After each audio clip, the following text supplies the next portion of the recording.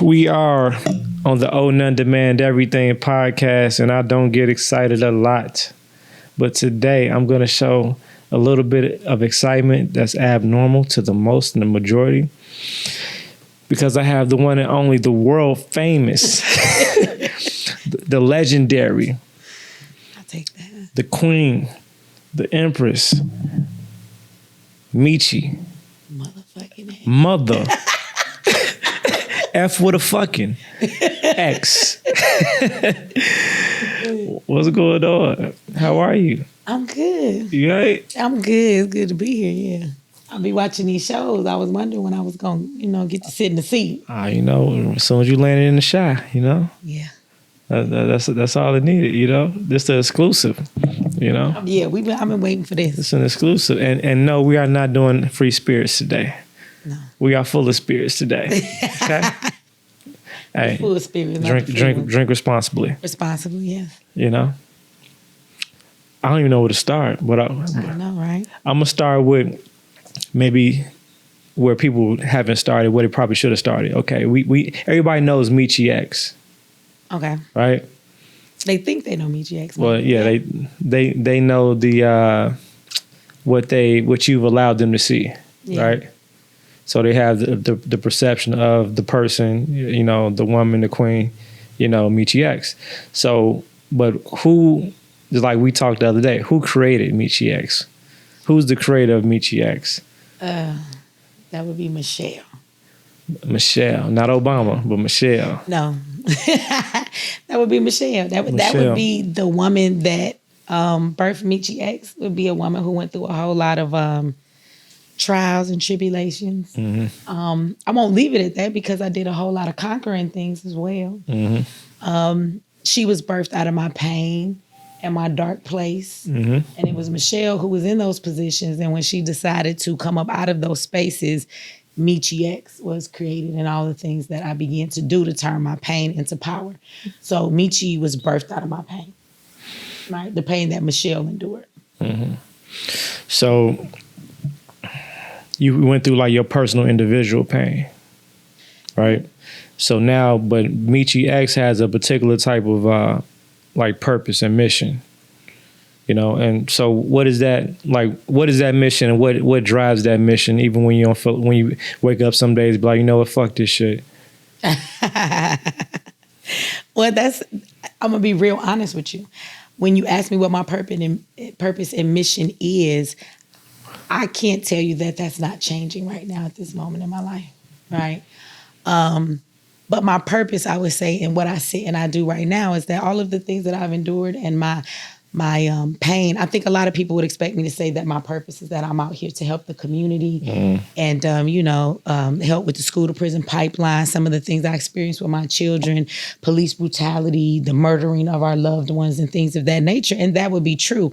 But I think that my purpose is more so that I have taught many people who watch me that anything you want to do is possible. It doesn't matter where you were yesterday, that even all of the places you have been in life and you think you can't conquer them, that you can, right? So I think that what I really teach people, in spite of what they think, is that in spite of what you're going through, you get your ass up and you better keep moving. Don't you lay down and die till you dead. You know what I'm saying? Mm-hmm. And that pain, you can turn that into some type of power instead of just sitting in it, right? Mm-hmm. The same old mundane, oh, look at what I'm going through.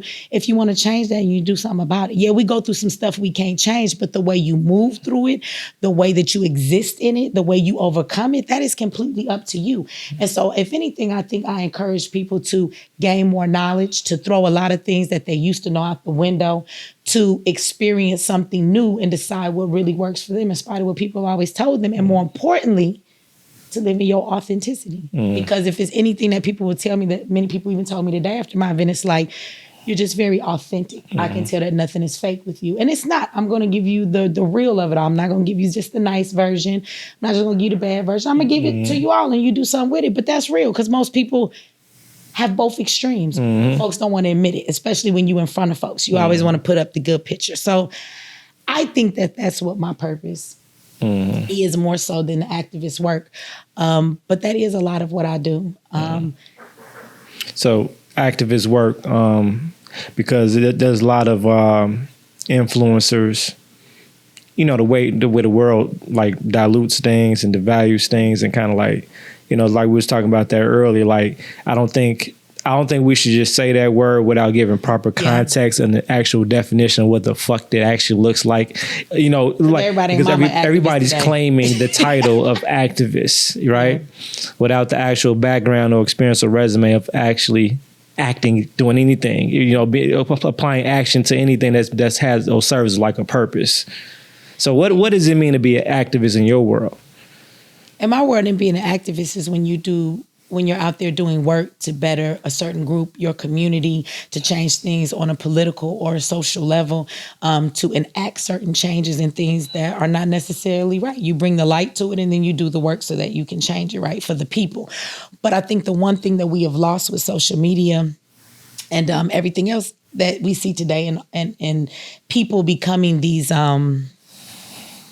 social media activists, right? Mm-hmm. They talk really good. And what I call those people are folks that are motivational speakers. Mm-hmm. Exactly. Those people, maybe someone you want to listen to as a life coach. They may give some wise counsel. And be careful, because if they life coaching you, the question is, do they life look like what the hell they be talking about? If not, they should probably be quiet, because you can trick people a whole lot on the internet and be what you want. Exactly. But there are even people that are out here that are doing religious work, meaning because they're in a certain group of people, this is what we do. We feed the community. We help the homeless.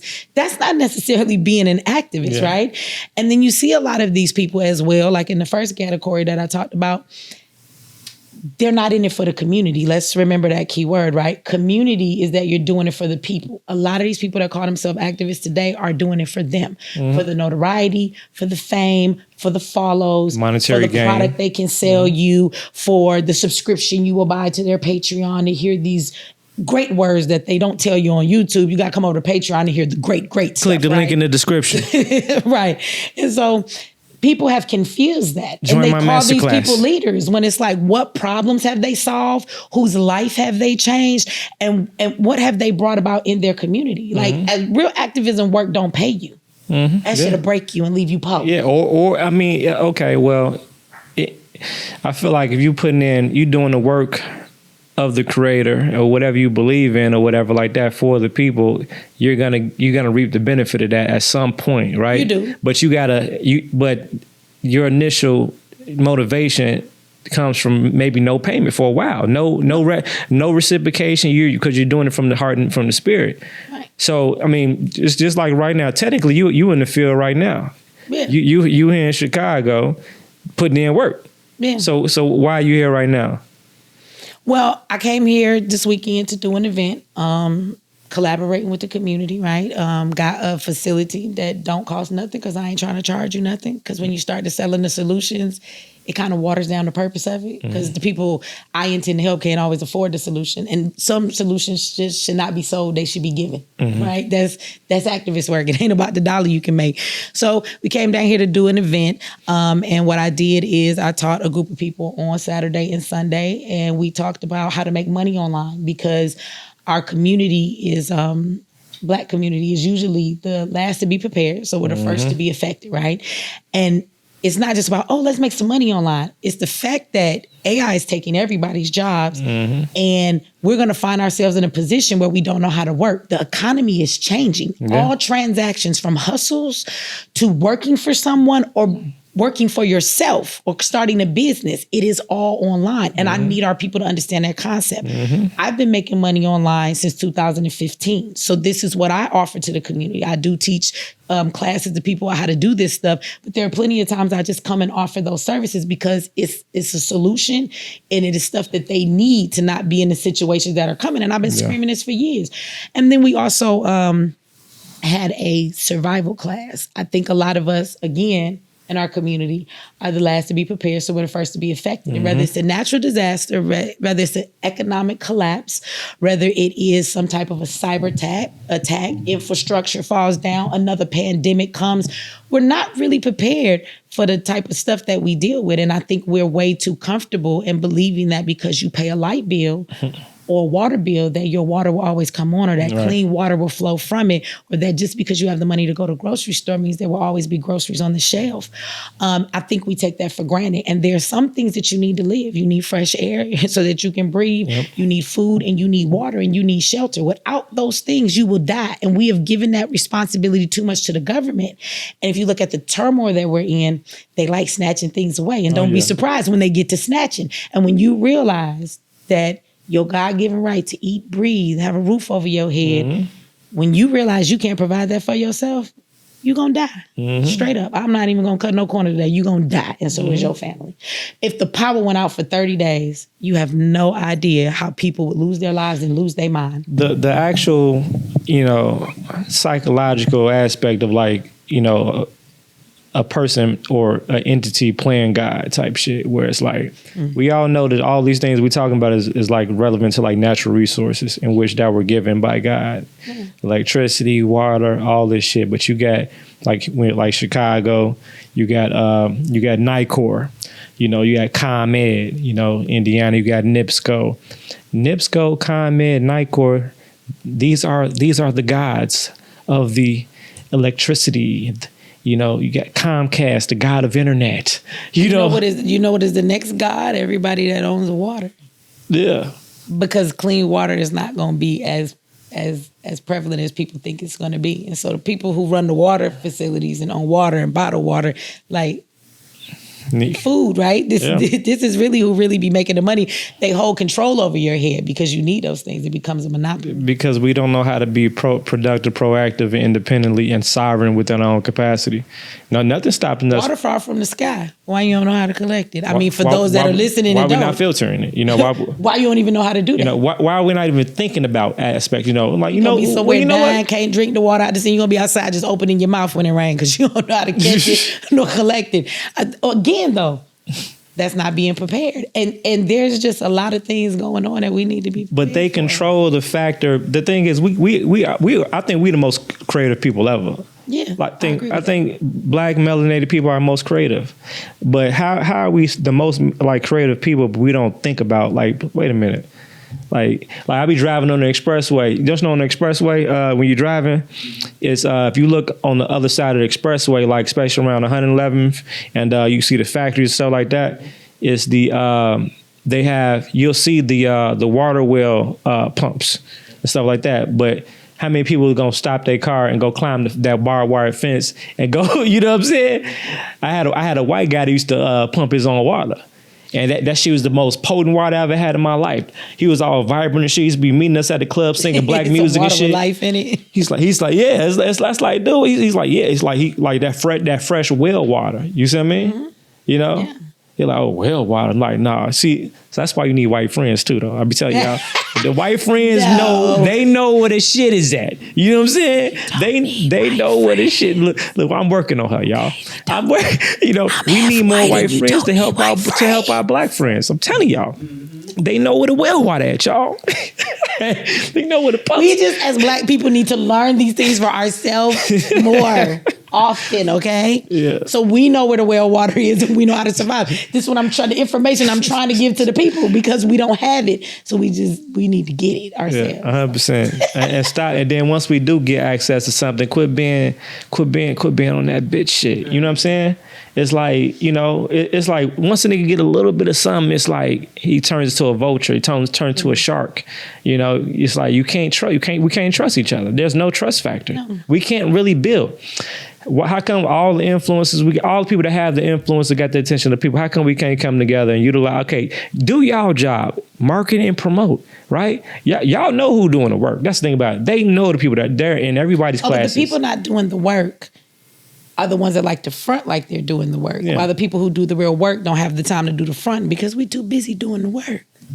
Right? But that's what they do. They like to project like they're doing some work or they're the ones that are. When I say this all the time, if you see a motherfucker online and they are online all the time, but they swear they're doing work in the community, they lying, because I can't do the work I do and be online all the time. That's not how this works. Impossible. Anybody I knew doing real work that got so-called boots on the ground, they be outside. The ground is outside. Yeah. It's not on YouTube every day. It's not on Instagram. Those people are content creators and they selling you a whole lie and y'all buying it. Because if you're doing the work, expect not to see the people doing the work all the time. You might have to tell you might see a motherfucking shit been gone for 2-3 months.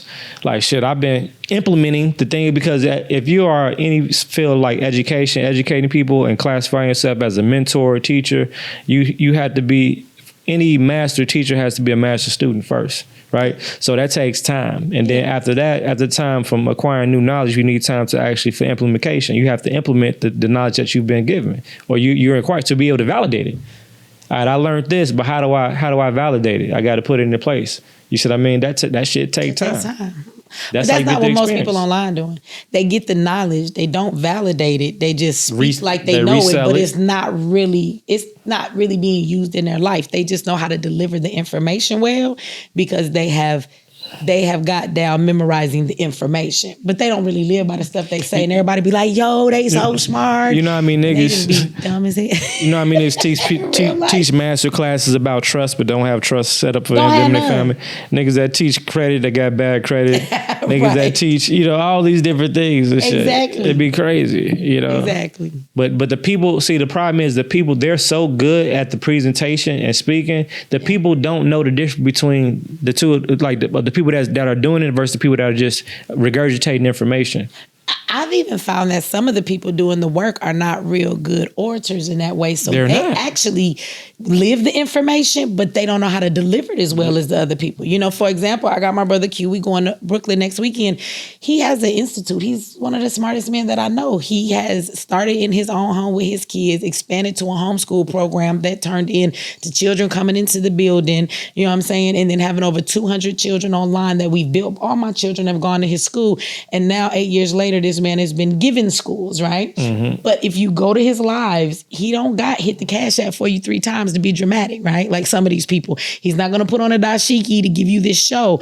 But at the end of the day, he is changing children's lives. We have kids who are 16 years old going to college at 16 because they scoring 12 and 13 and 1400 on SATs, coming out of the STEM school that he has, having certificates so that they can get a job at 17 years old because they're already working in computer engineering and stuff. And so he's out here doing environmental things and all this stuff, but he get to talking, people feel like he not entertaining enough, right? He's not this great person that's going to get online and entertain you. People want to be entertained, right?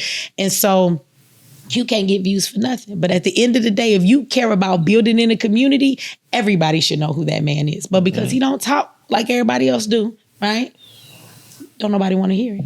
Sometimes it's hard to talk when you're working, He too busy working, right? So, when he do talk, he ain't got much time. It almost puts, like I said, the people that's actually doing real work inside of their own arenas, we have to identify the issue and we got to work harder type, because we can't let these motherfuckers outbeat us type shit. It's like, damn. You can't just beat them up. Well, you can do that. We can catch them slipping too, but it's like, because we know the problem though. The problem is, they stay away. The problem is that, okay, we see the problem. We have to know, okay, if you are a master in that field, you got to learn how to relay the information. You see what I mean? We got to figure this out at some point. You see what I mean? That's really what it boiled down to. I think the community has some responsibility in this though. Yeah, they definitely do. And the because thing they validate is, the bullshit. Stop being a fool. They validate the bullshit. Stop being a damn fool. And stop fucking sending money to Dr. Umar. Like, what the, like... I think Dr. Umar's done for. I don't think he's going to get another check. I repeat. Please stop sending money to Dr. Umar. Brothers and sisters. I repeat. Don't send no more money to Dr. Umar, okay? He's not going to build a school. And even if he was... They want to take the school. Listen, even if he was going to build a school, that is not going to solve the problem that he's projecting to solve. No.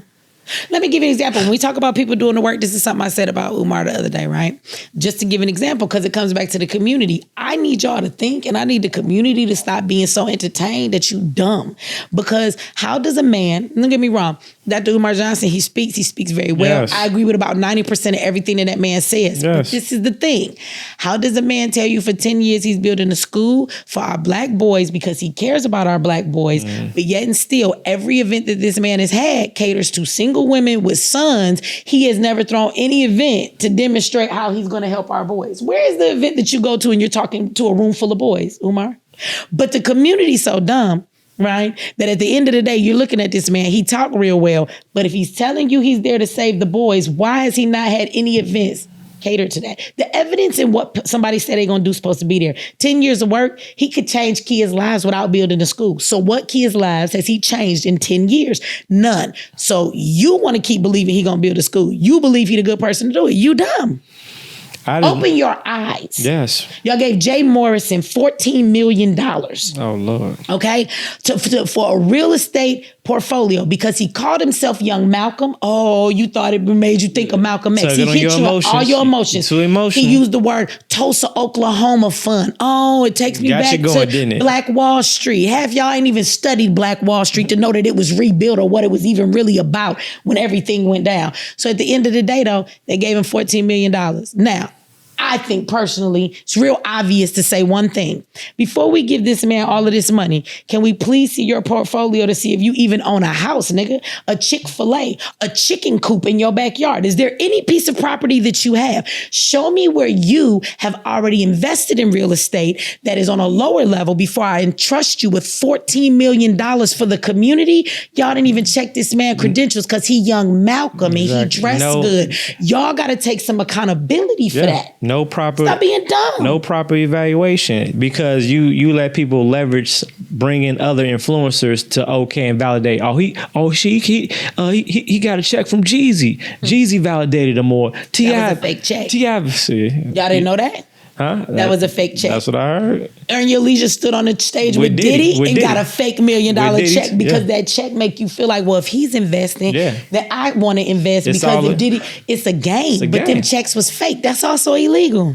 It's illegal to have somebody give a fake check to get people to invest in a fund when it's a lie. That's trickery. And when we're talking about investing in funds, you can't use those tactics. They're illegal. Man. But Google is your friend, and you could have learned that on Google. So again, I'm just saying. Which is why we need white friends, though. No, think about it. Think about it. Google is your white friend. But okay, that's the white friend, Google. But okay, you're right. ChatGPT is ultra white too. Yeah, You're right. But think about it. The white friend is the one that thinks about this stuff. They do their due diligence. You see what I mean? They always trying to check and see, making sure a motherfucker. You know what I'm saying? That's what they do naturally. No, the white community gets played too. They do in different ways. Not as easy as us. Their scammers just get in planes and act like they crash and disappear. They on some crazy shit when they try to get off the scamming. But white people get scammed for real estate funds, investment. They get scammed too. Let's bring it up a notch. You know what I'm saying? We falling for like, it's like, come on, man.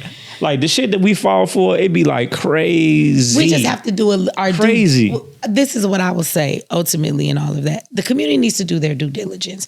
If a person says that they are about something, you should be able to see their works and what they've said. There will be evidence that they are doing real work. There will be evidence of people and things that say they're about what they're about. And if we're talking about, legalities like the real estate and stuff, there are things you can look in just to see if what they're saying is legit. That's just checking facts, right? But for people who say they're about something, give it a moment. And if a person has been doing something for so long, the question would be, where's the evidence? Where are the receipts? Because real work leaves evidence and receipts. There should be things you should be able to check and see. And I just need the community to do their due diligence. Yeah, especially certain industries. To be honest, anything in the aspects of like a group funnel, especially dealing with real estate, saying, hey, we all put our money in. We're gonna. That's the first red flag because that is a high risk even investment. Yeah. First of all, think about this. Think about the condition where we said our African American and Black and melanated people are in, right? As far as intellect, as far as just doing basic due diligence with shit like that, I don't feel comfortable at all going into technically business with a bunch of niggas I don't know. I love y'all to death. I love all my niggas, right? I'm not going into business with people I don't know. I'm not. You You know what I'm gotta saying? look at what they doing. Again, are you going to say before I do go into business with somebody, you want to know their record, you want to know what they've succeeded at, don't you? It's called KYC. Like they get know your customer. This is called KYN. Know your niggas. You know what I'm saying? Know the niggas you doing business with. I agree. You talking about how many people was inside that fund? Oh, lots of people. I don't remember how many people it was. Hundreds? Was it thousands? It had to be thousands. He collected $14 million. $14 million is a lot of money. A lot. And let me tell you, this is the crazy thing. I'm not into real estate. It's just called common sense. When he started that fund, we were going through COVID. Mm-hmm. COVID, all the houses went up above. It was not a buyer's market. You know what I'm saying? It was not a buyer's market to be buying property. So at the end of the day, because people were looking for places to stay, I remember when I first got to Georgia, there were folks that were offering 2 times what the house was for, giving you $100,000 more. They inflated the prices because people just trying to buy homes, and they had so much money at the time, right? That they were. So when we talk about going through COVID, like you get this man $14 million, but you could have just checked the market right now. This ain't even a buyer's market. So if he's investing in real estate, this is actually not the time to buy. Everything's crashing right now. Houses is going back down to a reasonable price, but they were ridiculous in COVID. I was getting ready to buy a house, and I was like, this house is not worth that. It was just worth this 6 months ago. You got me? Because everybody was bidding for the homes. You was fighting with people.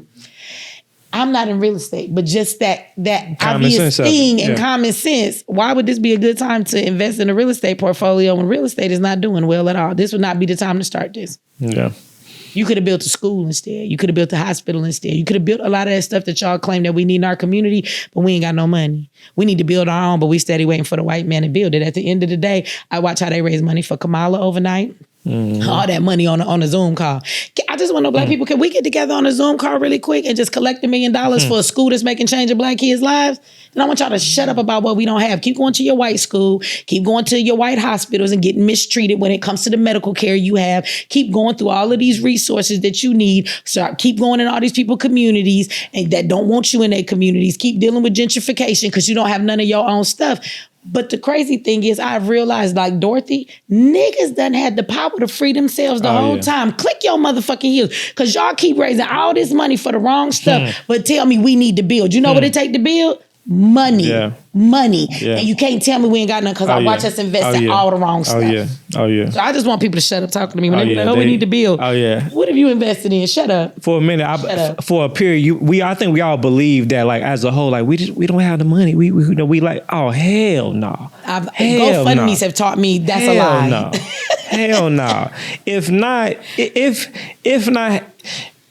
there's been abundance of money that's come across the African-American black hands. You know what I'm saying? Because that's why we're the highest consumers. Prada, Gucci, Louis, but we're brand whores. We got to stop being label whores and brand whores. At least you're going to put some money into some shit, make it your own shit. You know? It's like you're empowering Whitey, but saying Whitey's the oppressor.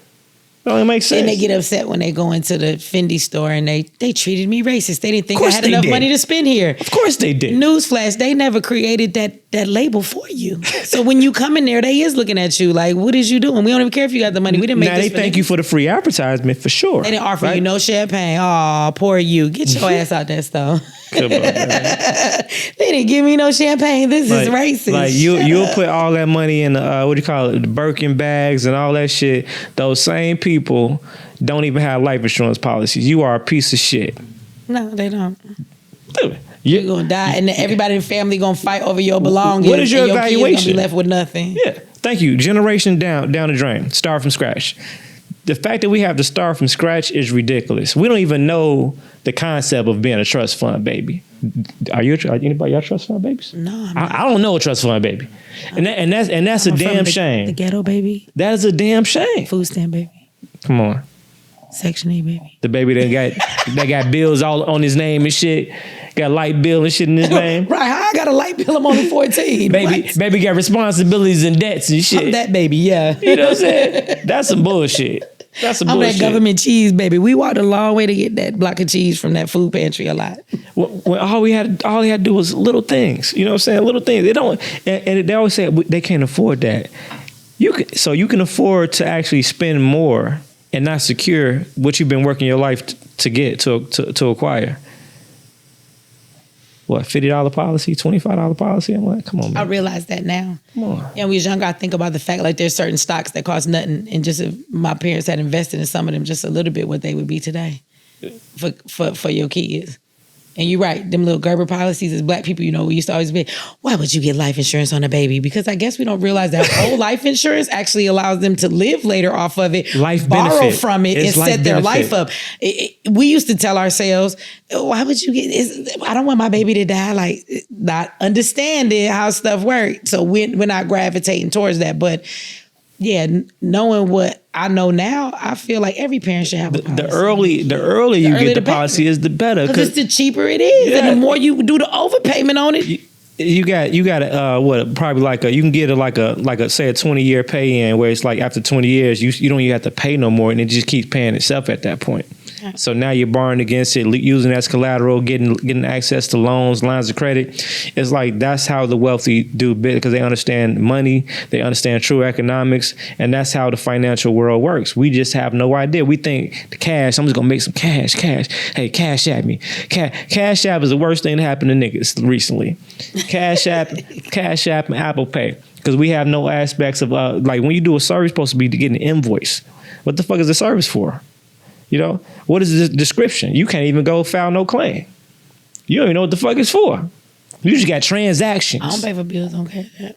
And for the reason you just said. Yeah, exactly. I can't dispute this if you don't give me what I want. It's not secure on either side. I want my money back if you don't give me my shit. It's people that you ever Cash App gonna tell you, oh well. You ever had somebody say, oh, I sent you the money. You sent me the money.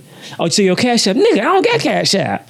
You're like, oh, I just sent it to your number. Bro, why would you just randomly send some money? Especially when you have a business. I'm gonna need you to go to my website. This is how we properly do transactions on me. Like, they don't understand that. Cash App this back to you real quick. And you can't even leverage that as a business. You're doing business. Now you can't even leverage your monthly bookkeeping to say how much money is your business making. Right. How come this shit not going to your business account? That's that's what it's for. That's the proper way to do business. No, what's your average account? Proper. A lot of people don't do things proper and right.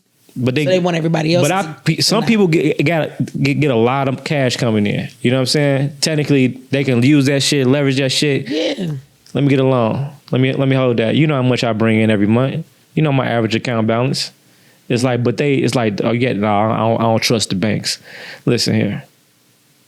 Cash ain't shit anyway. I was going to say that. You might as well leverage it. A bunch of digital Go to the bank right now, and if you got some real money, I'm going to need you to tell them to give you $50,000. They're going to tell you, we don't have it. They don't have it. Come back another day because they got to put in a money order. We're in the era where there's no cash in the bank. I remember the banks could go in the back. It was vote. Mm-hmm. They have money in there. That doesn't happen today. There's no money at the bank.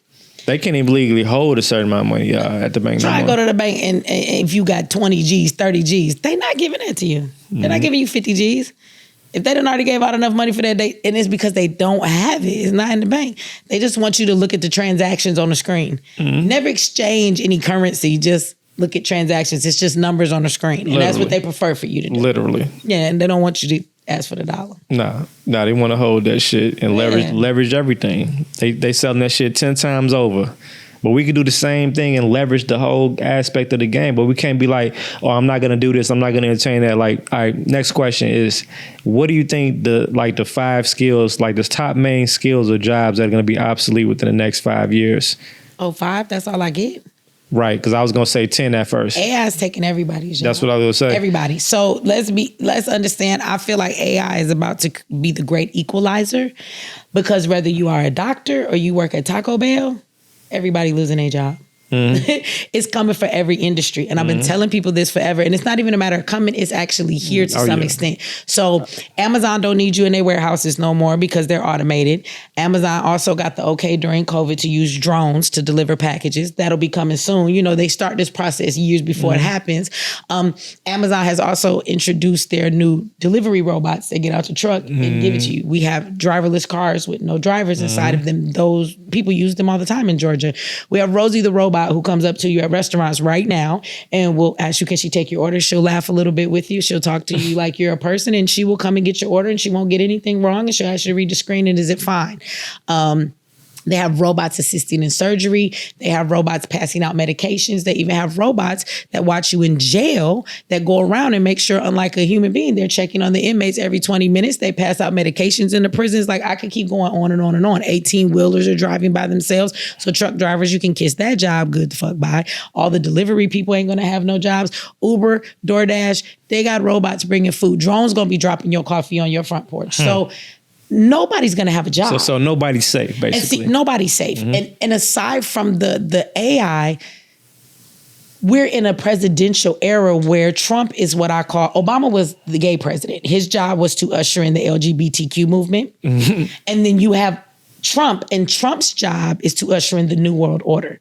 So people are upset that he's destroying departments. But if things are changing, understand, you go to school so you can be a worker. Right. You go to college to make a little bit more for being a worker. Right. Okay.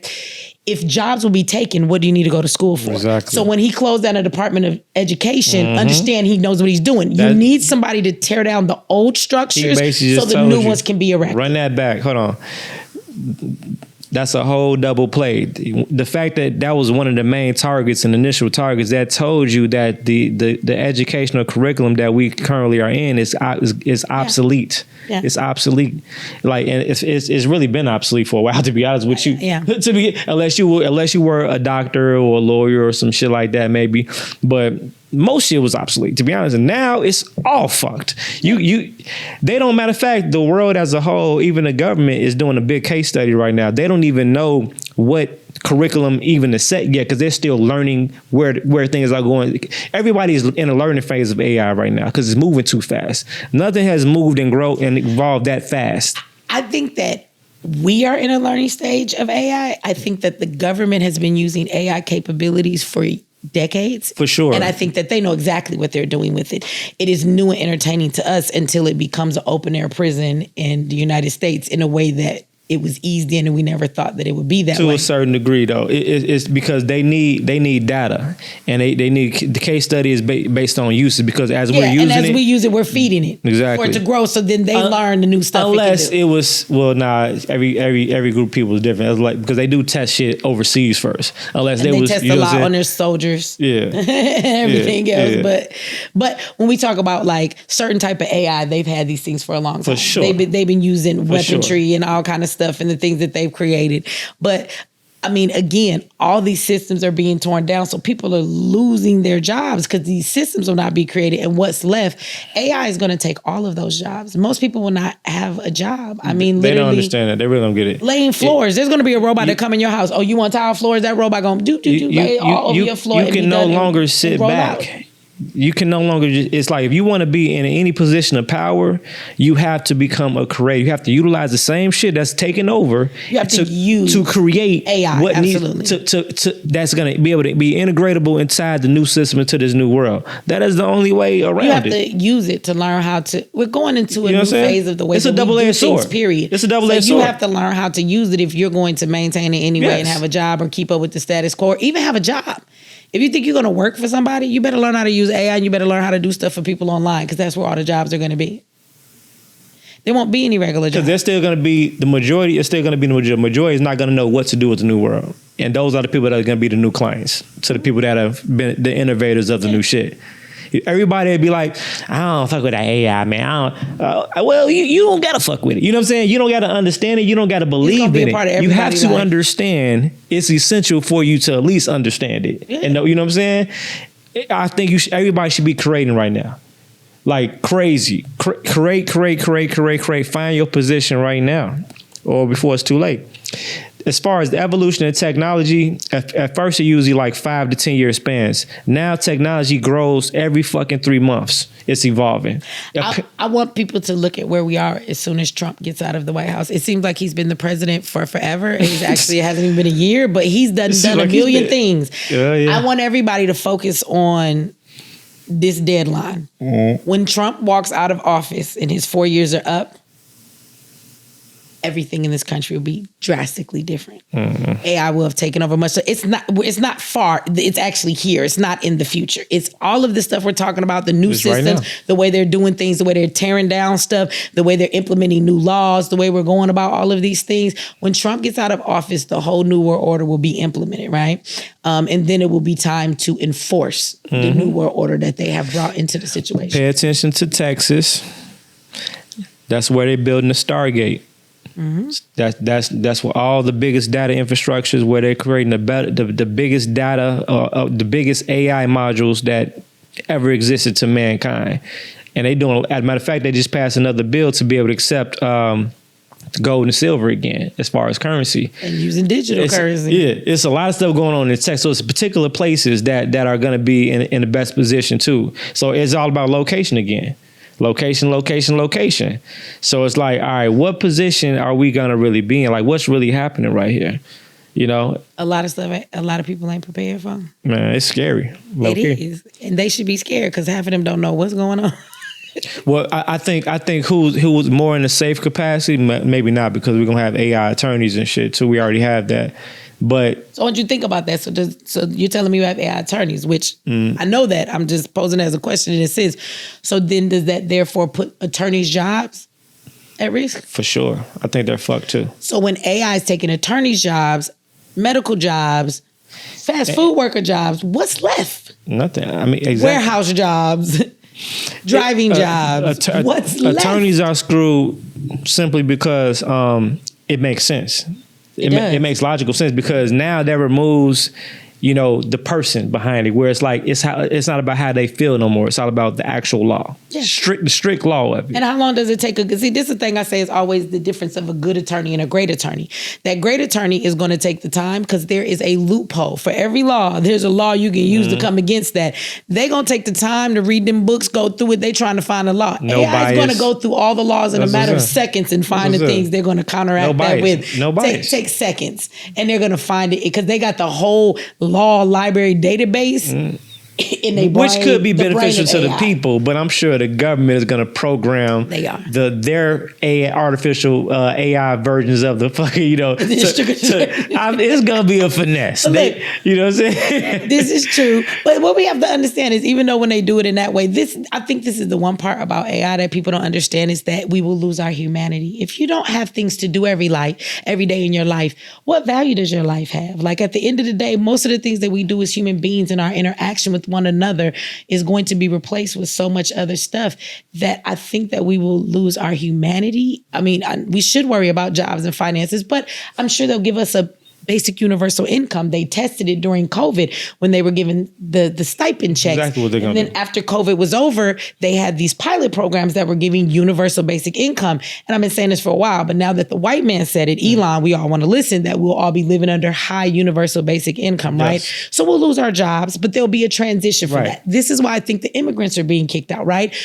This is a capitalistic country. So the workers made a lot of people wealthy by paying them minimum wages, under the table, illegal dirt pay, right? For them to do extra great work. But because we are shifting things, we no longer need them. They're not needed for the work because they're being replaced by AI too. Right. Everybody keeps screaming about the farms. There's technology right now that works all farms and picks the fruit and everything else. It's not needed. They're lying to us. But you got to get rid of them first, because if you have to take care of a community and a country of people and give them universal basic income, which I'm sure will be your digital wallet. You have to accept this digital wallet for this digital currency. With the USDC so you can get these funds, right? And so at the end of the day, you want to get rid of the population you don't have to take care of, and then once they're gone, then we'll deal with the citizens we have left. That's the point with all the deportation and all the other shit going on. Yes, that's a big part of why they don't need them anymore. You think they're gonna let them go? They needed them, and they don't need them anymore. They don't let their bottom dollar and their money in a capitalistic society go like that. They're no longer needed because everybody's gonna be on an allowance. It's a governmental allowance. Absolutely, it's your universal basic income. Yeah. And so, but then the thing is, everybody's like, that's cool. But I want people to remember what happened in COVID. You know how many people lost their mind sitting at home because they had nothing to go out and do every day? They had nothing to look forward to. Their life had no meaning. Though. Remember, you get unemployment. Yeah. You still you get this money or whatever. You sign up for this program, you get this money, but you still gotta call in at a certain day, a certain time. You still gotta. So they're gonna integrate some type of AI programs where we gotta do something to do case made surveying or whatever. It's gonna be something they're gonna have people doing at home or whatever, where they're gonna be using it. Data is the number one thing. That's their gold. Data. So they need the people to keep on giving this data. And another thing that's gonna be a guaranteed part of the control mechanisms, that people are not gonna own the likeliness of their own being. You know what I'm saying? That comes from your voice, your image, all that shit. In Australia, they were offering people, I would think it's $250,000 to buy and use their likeness to put on robots. They were paying people $250,000, but they're owning their likeness and the copyright to it, and they can duplicate robots as many as they want, use their voice, imagery, and make these robots like them. And they were paying people for their faces. So, in Australia. Shit like that. You see what I mean? Shit like but again, that. we're going to lose our humanity in that. We're going to go to a place that's the most dangerous thing right there. That's what I'm saying. You're going to watch people dating robots. Oh yeah. Marrying robots. Robots going to become citizens. You better believe. No, it's already happened. That's what's up, Sophia in Saudi Arabia. It's going to happen right here in the United States of America. Because see, people going to tell you, well, that's not America. It's happening here too. They just tested over there. It's going to happen, right? They're testing other places, but it's definitely. And Sophia already want to have kids and go. She got some plans. Oh my God! And they're gonna give her one. They're gonna give her a little digital baby and shit. And y'all gonna think it's cute. Damn fools. And then they have rights too. That's what they're gonna say. Yeah. This is like Star Trek. We walking around. They had what they call them? They call them droids. And if you cut them, they bleed white. That's how you know they're part of a robot. They wasn't really real, but they were so good you couldn't tell who was what. See. This is some. Because this is the thing. We've seen the bots and shit that Tesla got, the different robots and stuff. Oh, they're robots. You better believe it's not hard for them to make them look human. They've already done that. No, so check this out. So psychologically, what they're doing is called priming, and they're taking you through stages. Let's see how they. So if they do the real ones, they're going to eventually give us out. Y'all be bugging because you're like, wait a minute, you're doing too much. That's too real. Exactly. So what they do is they give you the little robot-y looking ones, right? Because it looks cool. It's like a toy. You see this dog running around, look like a robot. You see this little robot running up and down the street. They had a video on 7 Mile in Detroit waving at the kids with a hat on and shit. But when the robot turn around and come out and look like you and me, once we get the mankind to accept them, skin on them. That's what they call it. They got these skins they put on them, and it feel like real skin and their gestures. And you start seeing these humanoids because this is the name they've given them. Now, this is the question. Why would the robots we see today be called humanoids? They look nothing like humans. I mean, they got legs, they got arms, but it's clearly a robot. But why are they giving it the name humanoid? Because eventually it's going to look like a human. That's the program. It's right. So they're getting you used to, first of all, having robots around you. Exactly. And using them every day. And being around with them, coexisting with them. Once they do that, then they're going to be like, look at the realistic, lifelike ones. Then you're going to look up at everyone is going to look that way. And then they're going to say you on the benefit of it. Look at the benefit. You can have your own, like, what's that young boy name, that popular one that the young black boy that got the big ass network that be on Twitch. Oh. I can't think of his name. Kai. Yeah, Kai, right? Yeah. So he got the Tesla robot, and I think 2 Chainz, they was like the first 2 niggas they let, whatever, use it or whatever. And that's some big move right there, because there's nothing for them like change the skin. And Apple got the glasses, and you can change the skin of your reality when you put the glasses on.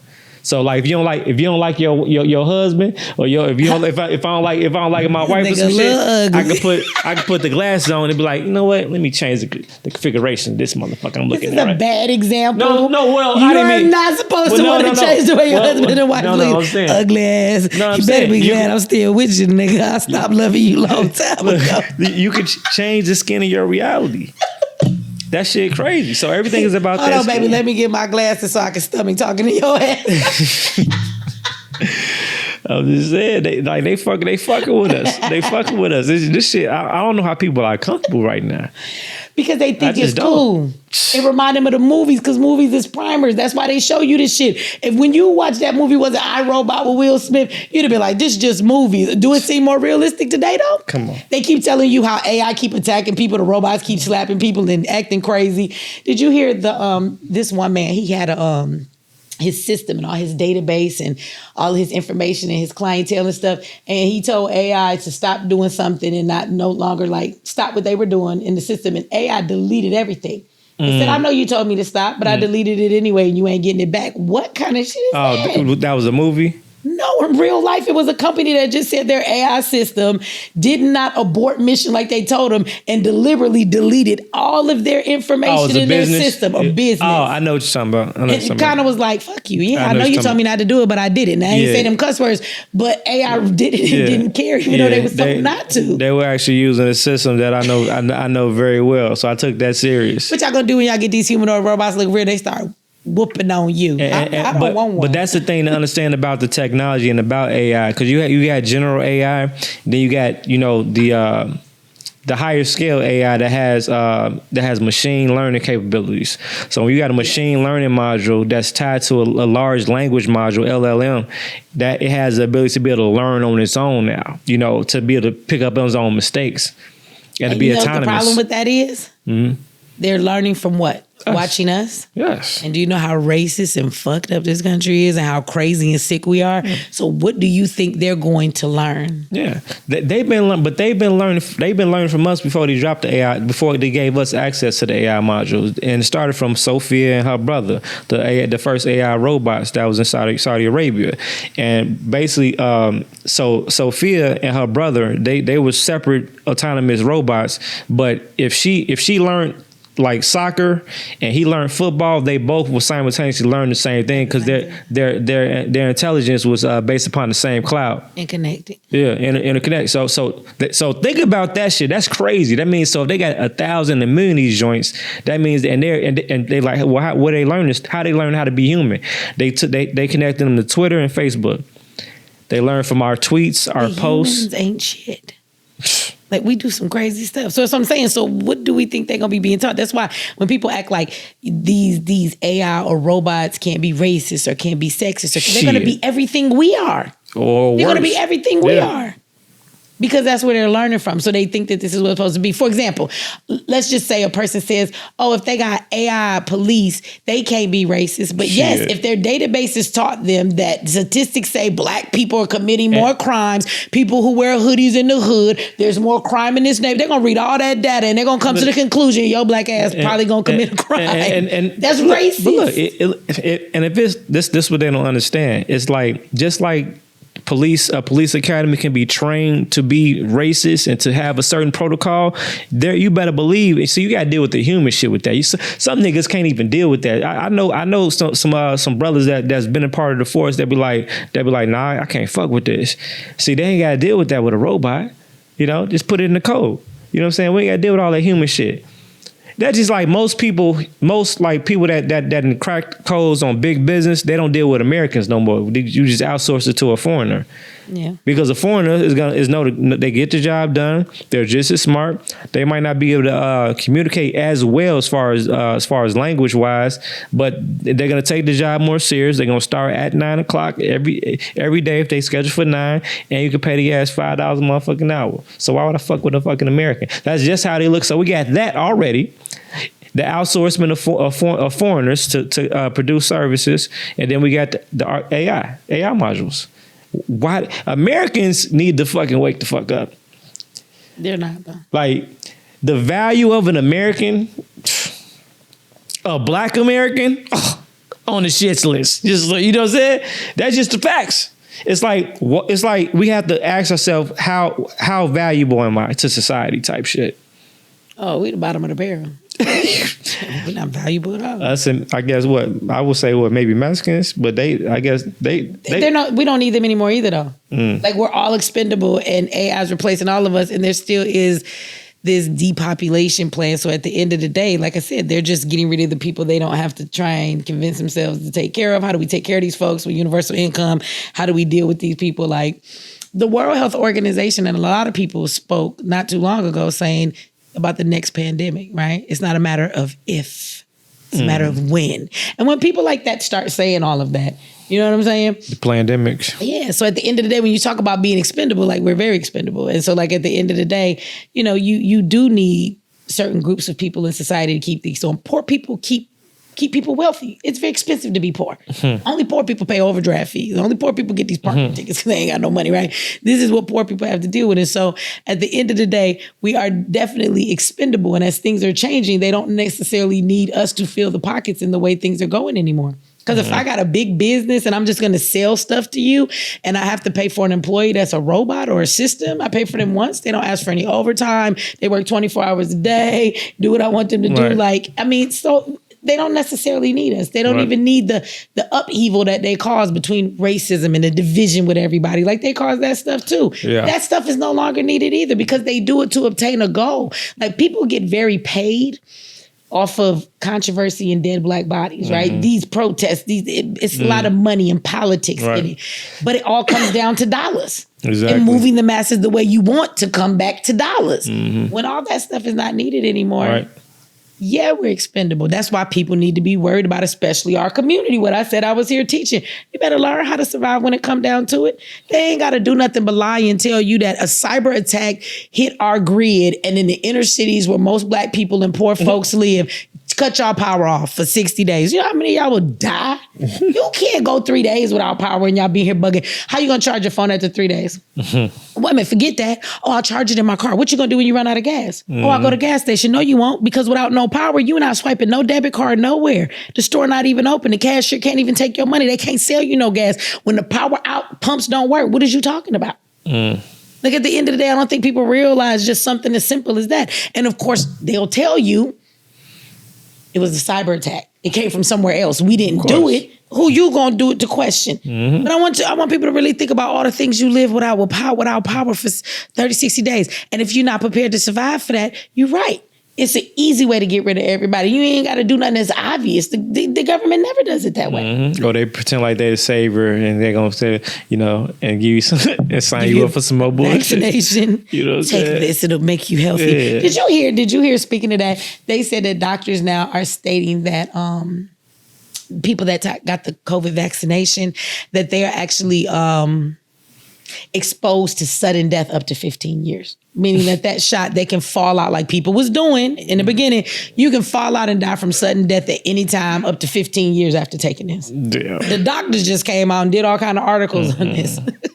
Oh yeah, by the way, at any given time you might just drop dead. So it's a million and one ways they can get rid of people, and they don't have to do it the direct way, but we are definitely like the low totem pole that we are expendable to get rid of. I think possibly, we're going to be more so like the Jetsons. I think it's going to be a less need for crime. You know what I'm saying? Well, a lot of crime is bred out of poverty. Yeah. And I think that with a universal basic income, remember during COVID, nobody was broke. Everybody had money because they had more money given to them than they was making at work. Yeah. So they was happy with that. I do think the universal income is going to make people have more money, but I also think the things they're changing is you will have money, but you won't really own anything. No. Like, they just changed the law where it's like they're trying to change it, but in some places now they're saying that when a parent dies, you can't just pass your house down to your child now. Like, there's things they require that child to do to purchase or pay or do certain things to receive the home instead of just giving it to them like clear and free. So they're changing that too. It's just a lot of ways for you not to ever own anything. You're going to have money. You're going to have food. You have a roof over your head, but you'll be a forever renter. You'll be in a tiny home. You know what I'm saying? Home. Yeah. You know what I'm saying? You're never going to own anything, but you won't need for anything until you die, and you'll be married to robots. It's going to be all right. That's all in relation to the estate. That's why we need to have our trust and estate planning in order. Yes, because that would stop the law they're trying to make. They're saying like direct, you own the house and you just want to give it to a kid. They're not letting you. They have a say so over the estate, but not the trust that administers over the estate. So that's the purpose of the estate, because now any property left over the estate upon somebody's transition goes administratively to the trust. And now the kids that are the beneficiaries of the trust get to now occupy that space or manage that space on the behalf of the family and the generation. So that's all this stuff is all relevant again. And people understand the basic aspects of trust, copyrights, and trademarks. The Chinese people are buying up a lot of people's likeliness right now through trademarks, because through these applications, when people are like using these apps, like cloning their voice, cloning their image, they're also giving away the rights to their likeliness too by being a user. Yeah, we got to learn to read that fine print. We don't do that enough. No, of course not. I mean, we're all guilty of downloading Instagram. 100%. I just want to know, do we know what we agreed to? Nah. I know what I agreed to, but I didn't know that I agreed to when I first agreed to it. Right. Right, but when they ask you stuff like, do I have permission to access your camera and your microphone? Yeah, they mean anytime. You think so you could go live for your and talk. benefit. No, that means It's a we can mutual listen benefit. in on your microphone. It's a trust. Whenever you talking. when you register for a social media account, you went into a trust agreement with Meta, with Instagram, with Facebook. That's literally a trust agreement, you know. And that's why when you go and get like the blue check and stuff like that with Instagram, I tell people it tells you like the agreement is to, like, it becomes the real you, literally. Like the real ID is the real version of you online. That's what all they keep saying. That I'm word. not real unless I have a blue check. Not the real legal version of you. Not the legal version of me. They can't deal with the real The you. legal version of So me. they need to create this new real you, this real version. All I know is if I say I want some pizza right now and my phone is over there on the table, they're going to tell me where the nearest Papa John's is as soon as I get back on my phone. Shit is dangerous. Your phone know you better than anybody else know you. They know when you go to your side chick house. They know how often you spend there. They know when you sleeping in your phone in your hand. They know everything you look up. Yeah. They know what you eat. They know your habits. They hear you snoring at night. They hear all the lies you be telling everybody in your life. Yeah. That phone know you better than your spouse know you. That Siri. The question is, who's listening to all of this information? That's what I want to know, because that phone is listening to everything. That phone knows you better than, like I said, your spouse or the people that live what you do. Data. Think about everything you do in that phone. And it keeps track of where you go, all of your trips. You got, your GPS telling you where to go. It's gonna get crazier. The question is, who's accessing that? Because that person knows everything about you. That's why everything It's they crazy do. to know that the people with that information know you better than the person who sleeps next to you. That's crazy. I want people to think about it like that. But this America, the land of the free, huh? Enslaved like a motherfucker, but do it willingly. Land of the free, home of the slaves. Enslaved. Home of the slaves. It's an illusion of freedom. Yeah. It's all a game. And that's what they want. But shit finna change on a whole nother spectrum. Now, Mechee X, you as a power activist, what is give me three of the top biggest issues you deal with being on this particular type of journey and this type of mission? Like what is like the top three things that you could think of? You want the truth? That have been like some serious like issues or almost deal breakers. Deal breakers? The shit that make me say this enough? Yeah. Okay, so if I'm gonna be honest with you, the biggest three things have nothing to do with the oppression I fight against. I can't get to those folks because it's a whole line of Black people in the way that play defense for them. So I have learned, and I have had my heart broken by the community. See, I had my pain in my life that made me want to fight and turn it into power. And then I got in the community and started fighting, and the Black community broke my heart too. And so I'm still healing while I'm working from the pain that they have caused me. What I have found is that my biggest obstacle to fighting for Black people are Black people. What I have found is that I don't ever have to argue with the oppressor, the government, white folks, the police, because I can't actually get to them. Because not only will people go against you, there are actually folks that will sit and fight for opposition and know that they're against Black people. They play these games, you know. They say that they're activists, but they're really there to keep all of us in line. And they're there to watch the ones who really want justice and who want to fight for change. And they put those of them on the front line, and they're the ones that check us. They never let us get to the real people. They never let us get to the politicians. They never let us get to, they out there signing papers and they'll take big checks for their sons or their daughter's death, but they will tell you, we'll give you this money, but you ain't gonna get justice. And I said, okay, that's fine. Just give me the check. And we out here crying, fighting for justice when the parents signed away to justice and don't give a fuck if you give them the check. And I ain't gonna say nobody's name because I ain't gonna disregard nobody. Folks probably don't want to hear the names that I would tell you. But that's probably the biggest thing that I have come into issues with when it comes to the fighting that I do. So when you say top three, that's all three in one. Like if I could get, let me say this. So the first one is that Black people seem to be the obstacle, right? I have literally had people destroy the work that we have done. I have had people run off with all kind of stuff we've done to try to help people. And it's to stop you from growing or to be vengeful against you or just hateful to stop the work, not realizing you're destroying things that we're trying to do to help families. So that's been really messed up. And those have all been Black people, right? I think another thing that I have really been discouraged by is that I watch the amount of support and money given. And I say this in a way that I don't give a fuck about nobody giving me no money. I've been working for many years for the community. I have businesses. The community will support my businesses, some of them. And I take my money. I don't need a Gucci bag. I don't need a nice car. I just need one that runs.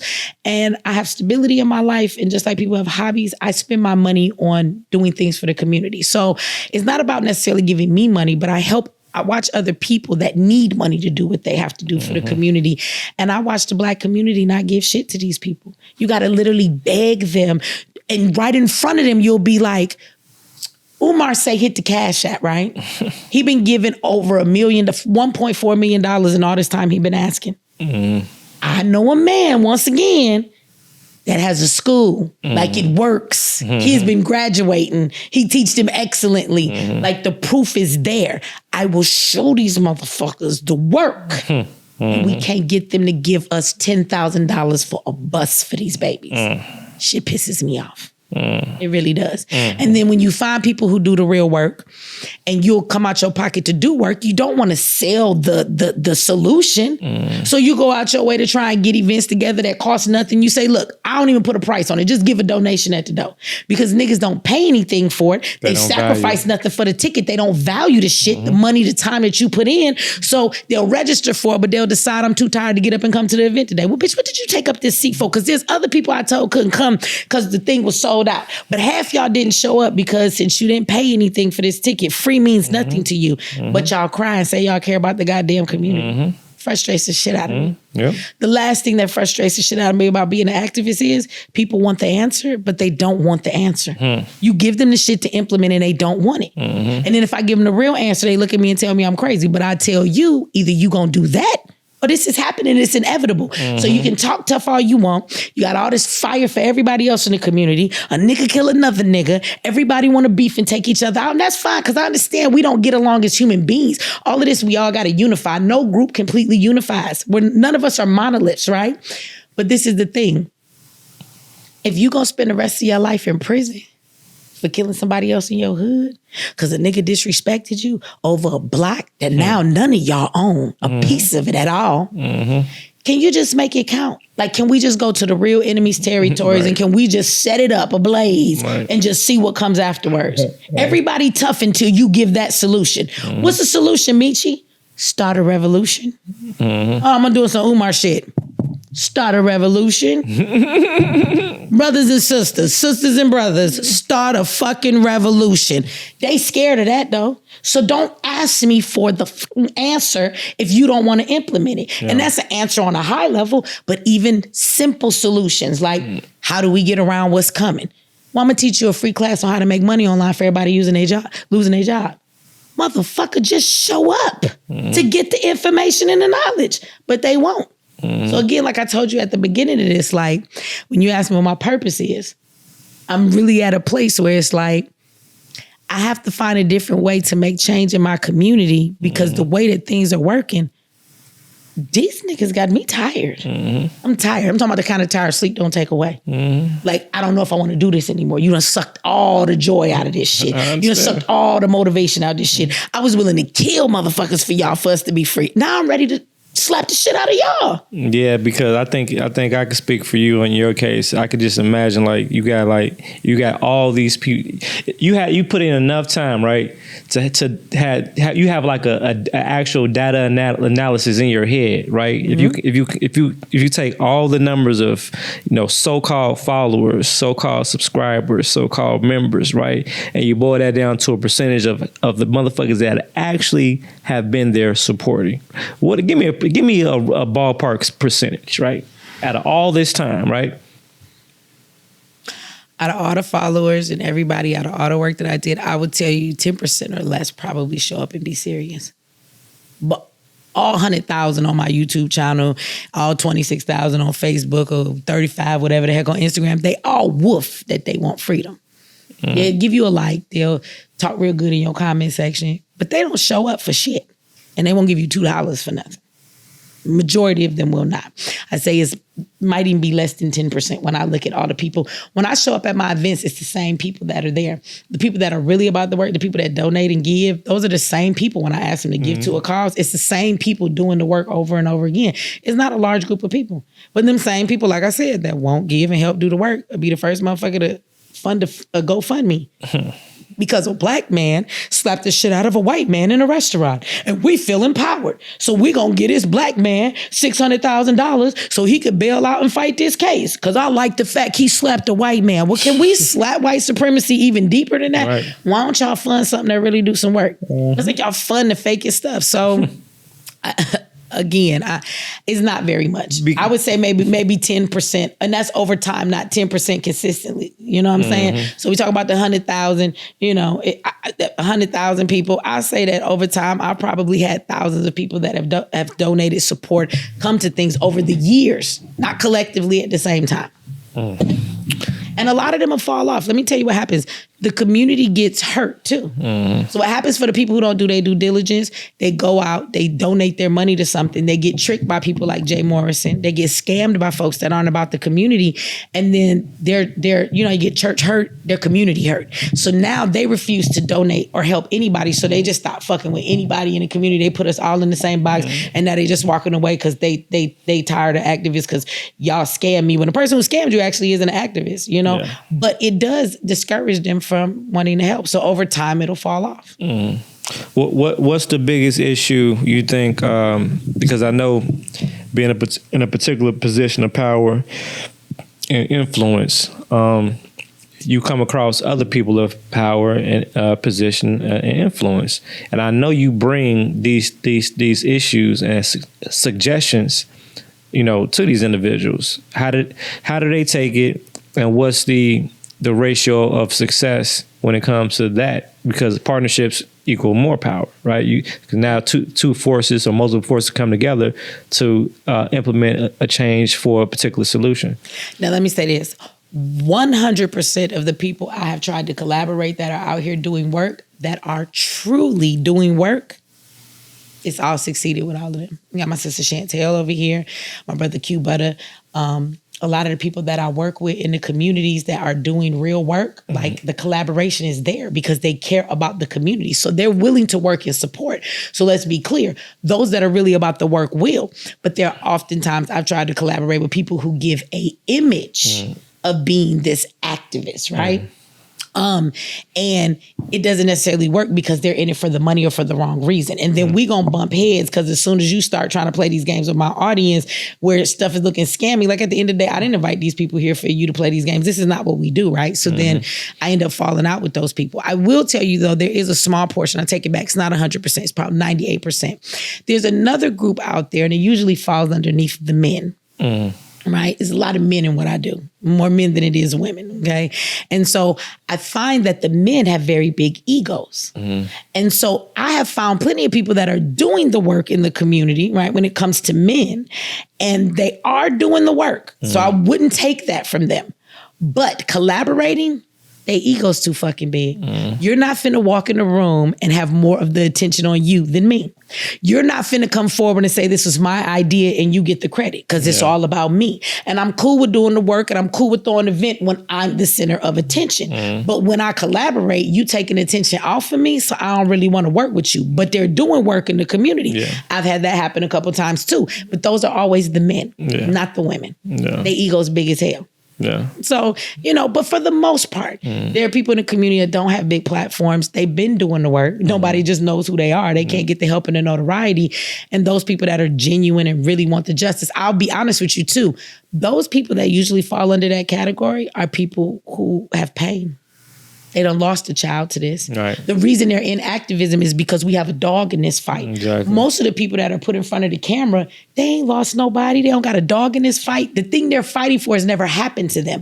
The people that I collaborate with that are genuine, the thing that they are invested in has affected their life directly. That's why they're invested in it. Those people are very genuine. Gotcha. But the people who just want to be seen, like, you ain't never lost no son. Why you the loudest on the mic? Shut the fuck up and let this mother speak. It's her son that died. But here you are using this as an opportunity to be seen. Man, so, okay. So you actually like packing, equipment, the crew to go travel, go state to state, you know what I'm saying, to go visit, visit people, families, victims, you know what I'm saying, that lost people for this, and that, to do these documentaries and to bring light to the story and shit like that, to try to get some type of justice.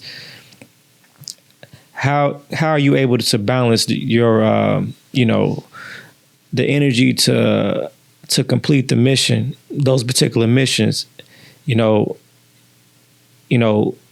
simultaneously with your emotion, the emotion behind it, not only the emotion of the circumstance, but the emotion that you bring in with it based upon you yourself individually. You see what I mean? It's not easy. I would probably tell you that I can't think about it, maybe about one or two interviews that we went to deal with these families and get their stories that we weren't all in the living room crying. That happens very often. Sometimes I'm not sure how I feel about it because I feel bad because I don't want to be that person come in and start mixing up these emotions. But of course, we're asking them questions about their family or their loved ones. And so it does stir up those emotions in them.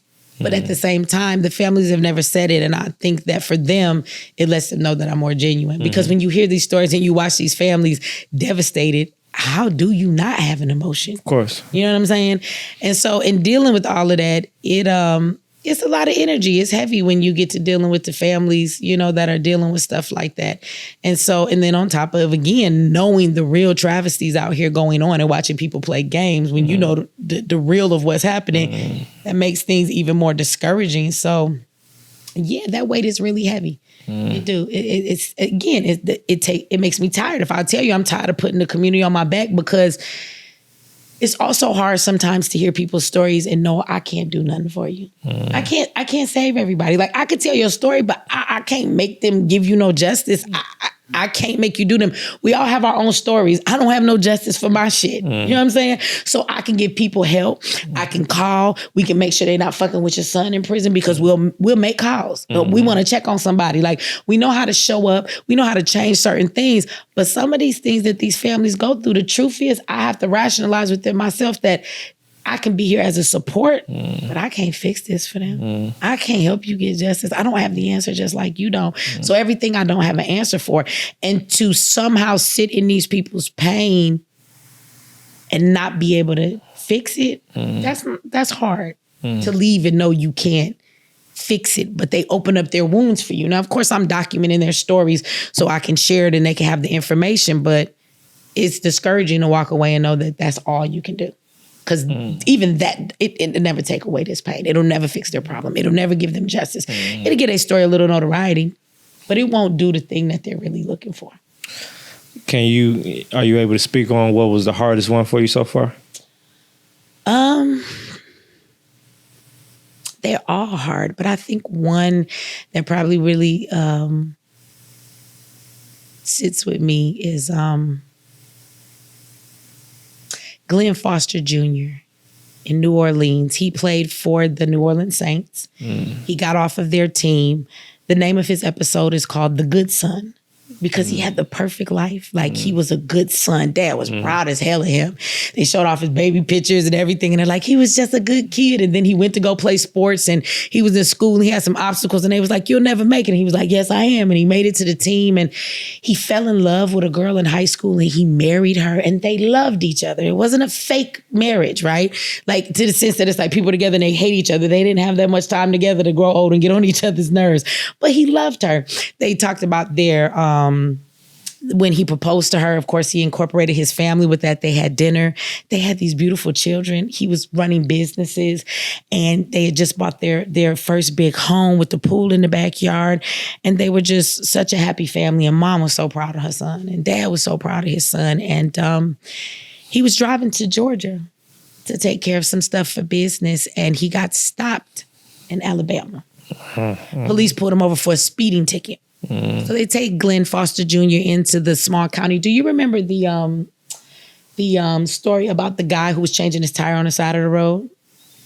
And the lady came up asking for his ID, and then ended up tasing him, and he's just changing his tire. That was it? Do you remember that story? Okay, so some people watching this may remember that, okay? And so the woman comes up, she's like, oh yeah, say something else. And she's tasing the boy and he's like crying because it hurts. And then they try and say he had a gun, he was a felon and all of these things. And none of it was true, right? But this is what the news said. So anyway, it's the same county. They have a lot of problems out there.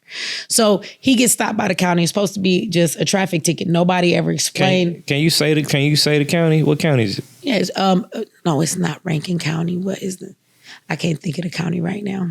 I want to say Rankin. That's the other story. Okay. And so he's gets pulled over for a speeding ticket. And as he gets pulled over for that speeding ticket, we still don't know what went from that altercation to where he was getting arrested now. So they take him back to the jail. He's in the jail. His family is on the way to come and bail him out. It's just a traffic offense, right? And so they get there to come and get him out, but this man is dead and they know that before the family gets there, and they let them come anyway.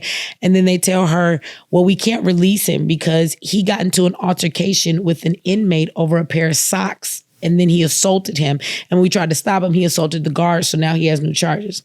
This man that is an NFL ex-player that's going home to his family, they coming to bail him out for a traffic ticket, is not fighting a nigga over no socks, okay? What actually is happening, they still don't want to release the footage. Ben Crump is on the case. I run into his ambulance chasing ass a lot. They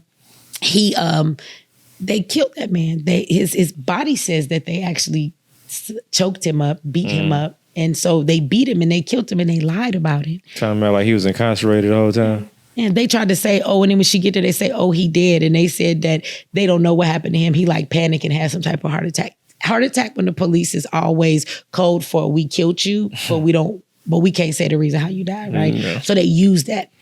But their family is so destroyed, and I see his babies, and that was really sad to me. And to see his wife, like she loved her husband.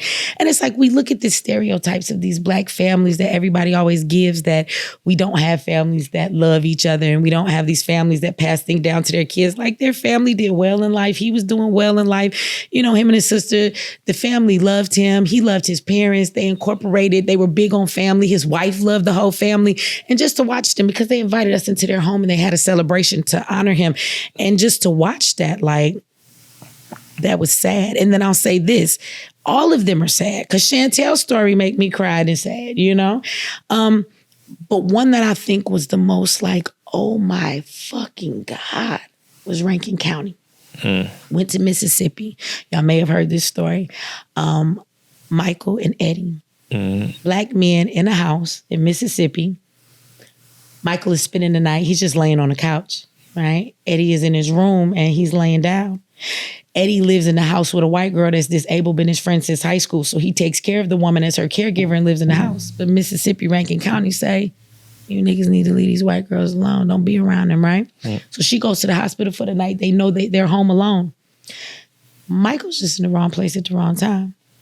Police officers in Rankin County, they have these crew. They're in jail now, but these motherfuckers went into the house. They were texting each other and said, you want to go on a run? They were all off duty. That run was to go and get a nigga. This still happens. They went to go lynch them. They didn't know Michael was at the house. So they go to the house, they kick the door in. Eddie's in his room. He thinks the dude is watching TV with the loud noise going on. They start beating Michael on the couch before Eddie can say, wait a minute, there ain't even a TV in the living room. He gets up to come in the hallway. They meet him in the hallway. For hours, they tortured them. They sodomized them with a dildo they found in the house. They took turns tasing them. They made them shower together. And then they shot Eddie in his mouth. But he lived.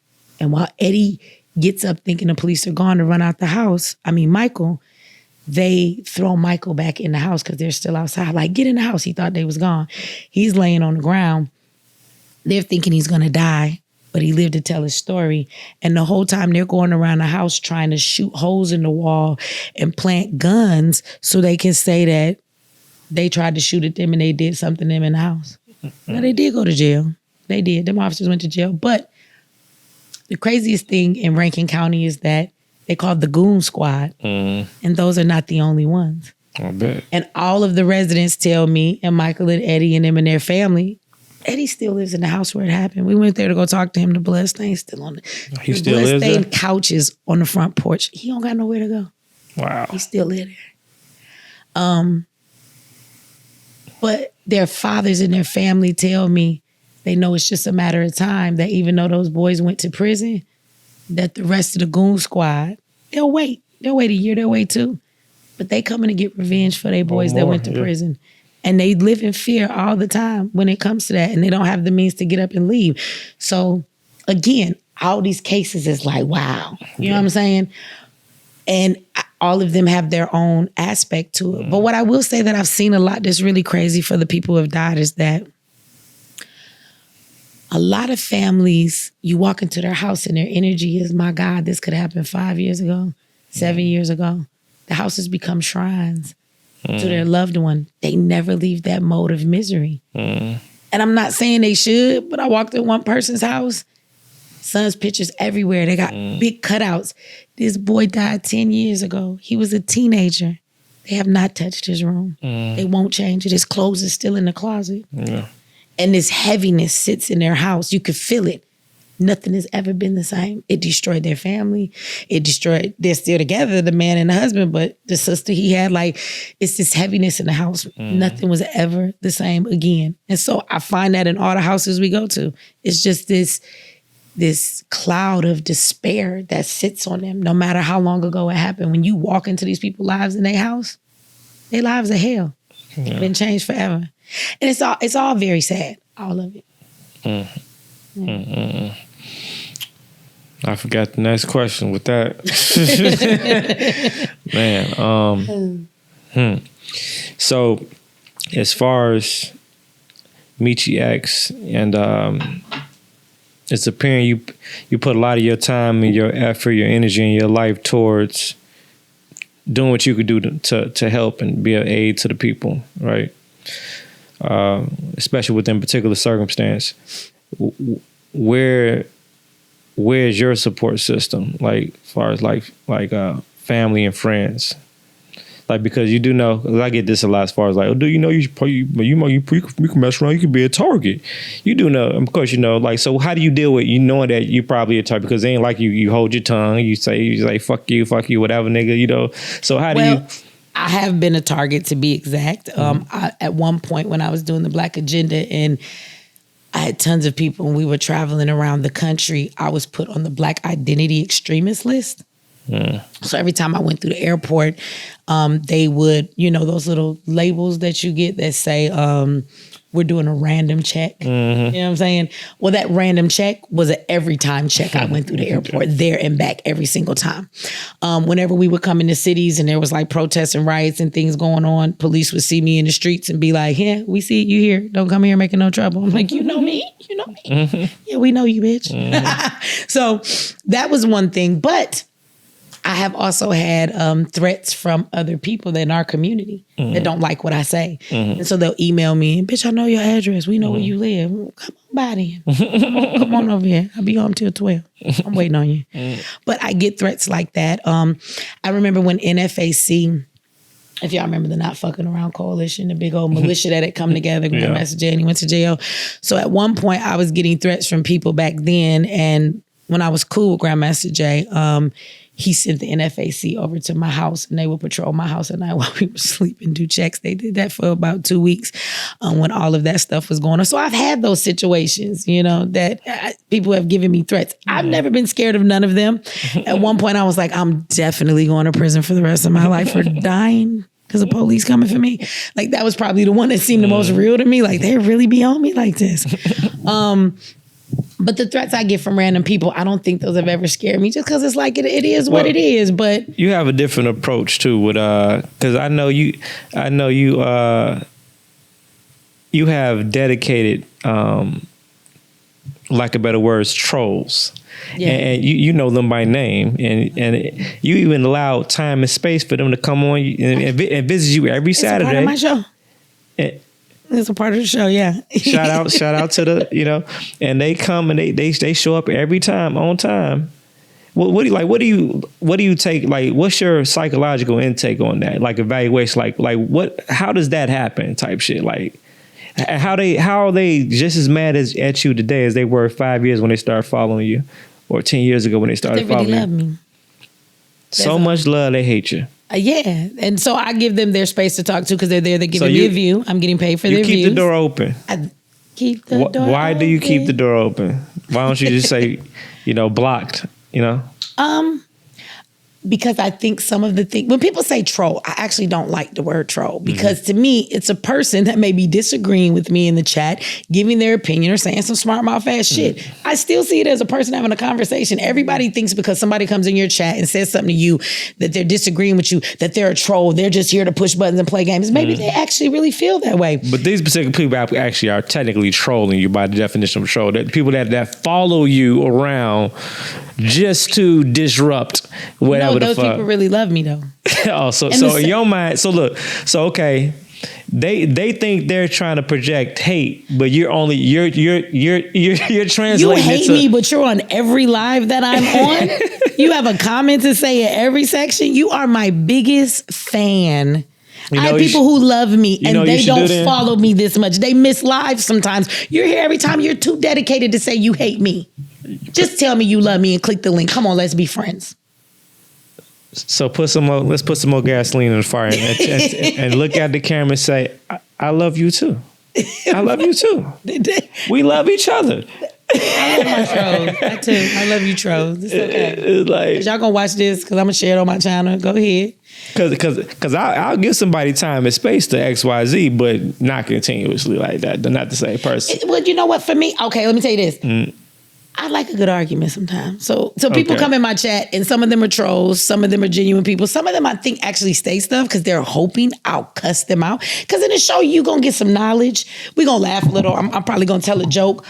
But somebody's going to get cussed out for the show is over. Like, that's part of the show. And I think they hope they're the ones to get picked. Because somebody always say some dumb shit in the chat, right? But a lot of times when I address some of the people that say dumb shit, I'll say 80% of the time, it's because the shit that they say, I hear valid people say it. So it's like, let's have a teachable moment. He just said that dumb shit. A lot of y'all say that dumb shit to me. So let's just analyze it right now. Right. Okay? So I use them to make examples of some of the stuff that they're doing, for me. But the trolls don't bother me. I'm not really bothered. That's why I can address them or whatever, And I've been told that I cuss very poetically. So people, they're like, I don't really like people that cuss, but I could watch you cuss all day. So I think people like to watch me cuss folks out. And I like to cuss people out. Sometimes I've had a bad day. And then here come the trolls. So now I like a little argument every now and then. It's like, whatever. And I like when people talk shit and I drop the link. But then they're keyboard gangster. And some of them have the balls to click it. I'll be like, that's what's up. Right. Click it. Then now tell me what you got to say to me. Turn your camera on. Go ahead. Oh, they actually have any? Some of them have. Turn on the camera and but everything? most of them won't. Right, yeah. Yeah. But as far as the trolls of being on social media, like that just comes with the territory. That stuff doesn't really bother me. You never had like a cyber attack? No. Okay. No, nobody's ever done that to me yet. Okay. Yeah. No. Remember a long time ago, I was on a website, long time ago, and a nigga took control of my computer and was like, yeah, bitch, type something else. I was in a chat room or something. It's like, what the fuck? That was a long time ago. When Mechee X, I was like, what is this? But no, I've had nobody do anything and attack any of my systems. Well, like a basic level where it's like, you post a video and these can't be humans at this point, like, cause they're just random motherfucking profiles. No, them niggas in my comment section be real people. Yeah. Well, a lot of them do because the same people follow me all the time. So I see the same people in the comments. They've been around for years. They've clicked links. So a lot of my comments be real people. I do get some dumb like bot stuff, but not so much that I feel like it's been somebody who's attacked my comments with them. No. Okay. No. Now if you had 3 wishes for the people of the community and the people that you fight and pretty much dedicate majority of your life to, what would it be? My wish would be is that they take the knowledge that I give them and they apply it so it becomes power.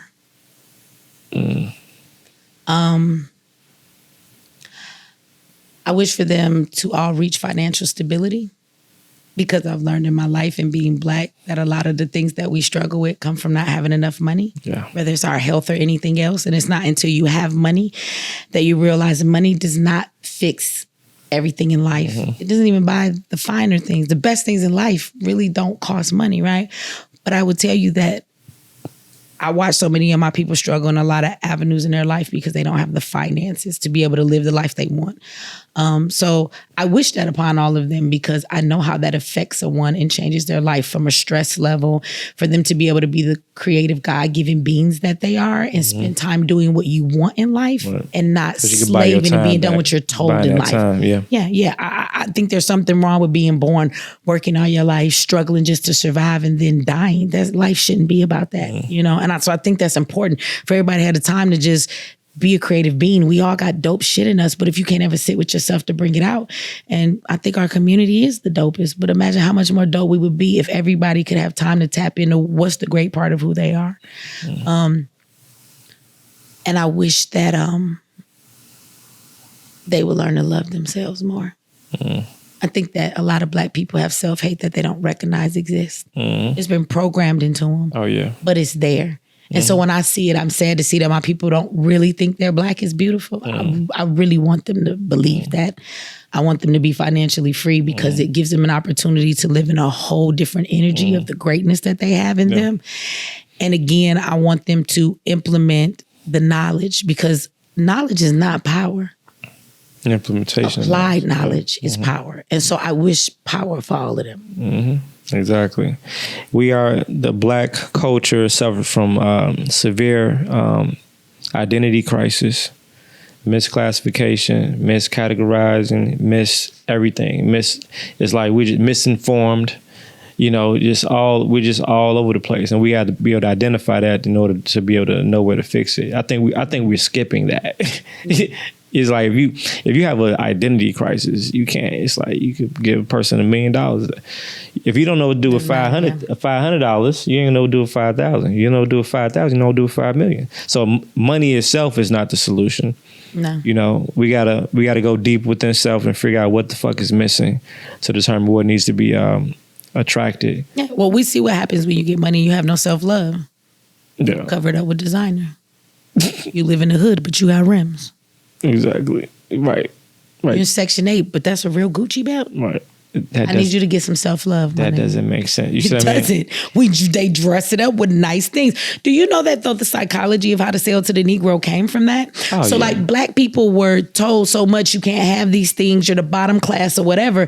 So when they got to a point where they had money, the way that they felt like they were somebody, or that they were a better person, or felt good about themselves, or felt they had some worth, because these things would be kept from them because they said you're not worthy enough as a nigga to have this type of luxury, right? So what happened is, we took that a long time ago, and when Black folks were able to have money and buy things is the substitute for same thing of why somebody do drugs, because they kind of cover pain. Niggas cover up their pain as being niggas with a bunch of clothing, nice luxury things and stuff like that. Like this is really why we do that, because the more material stuff you have, you think, I'm not this po nigga, but you are. You are. For all you have is a closet full of shit, and you don't have no life insurance. You ain't got no investments. You won't own your home. You're not building anything in your life. You work all your life and have nothing to leave your kids. You made it though. You live in check to check, but you fly as hell. Because there's nothing around them to validate the reality of that, because they're above every nigga around them. Oh yeah, because they got more. Yeah, exactly. Right. So I'm up. Not assets, just clothes. That's their validation. Their assets have devalued as soon as they bought them and walked out of the store and put their funky underarms and sweat in them on a hot Tuesday. So Mechee X, what is your relationship or dynamic when it comes to you and other women? Well, I think that I have a dynamic with a couple of women. Because a lot of women can't take truth, I think. No, a lot of men can't take truth either. You'd be surprised. I find a lot of men who want to humble me. And so a lot of men like to be in my presence, but it's only because they want to humble me. So when it comes to women, what you mean by humble you? They want me to know, because if I'm a woman, I should stay in my place. They like to hit me with a lot of that you too masculine. What's the word too? I'm exactly what I need to be whenever I need to be in. Are you in a position that I should show you some femininity? Who the fuck are you to me in my life right now? You talking to a war and we talking about racism. So why should I be being feminine right now? You know, but they like to throw that line at me. You too masculine, you this or you that. And then it's like, they always need to tell me what it is that I need to do. You know, it's like they think they need to be my daddy and give me some advice. I don't think I asked you for any.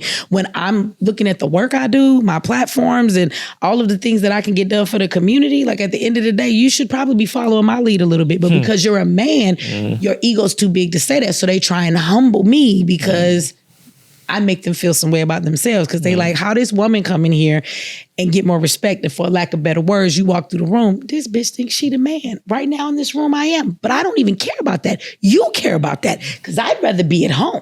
I don't even care to be in this room. But the fact that I command this room and I walk in the room and everybody got so much love for me is because of the work that I done put in. But men don't like that. In my field, there's a lot more men. Now, women, I would say it's an equal balance. I have a lot of sisters that I love, and we don't have any problems with each other. We're very honest with each other. We're in this fight together. We cry together. We talk to each other and all of that.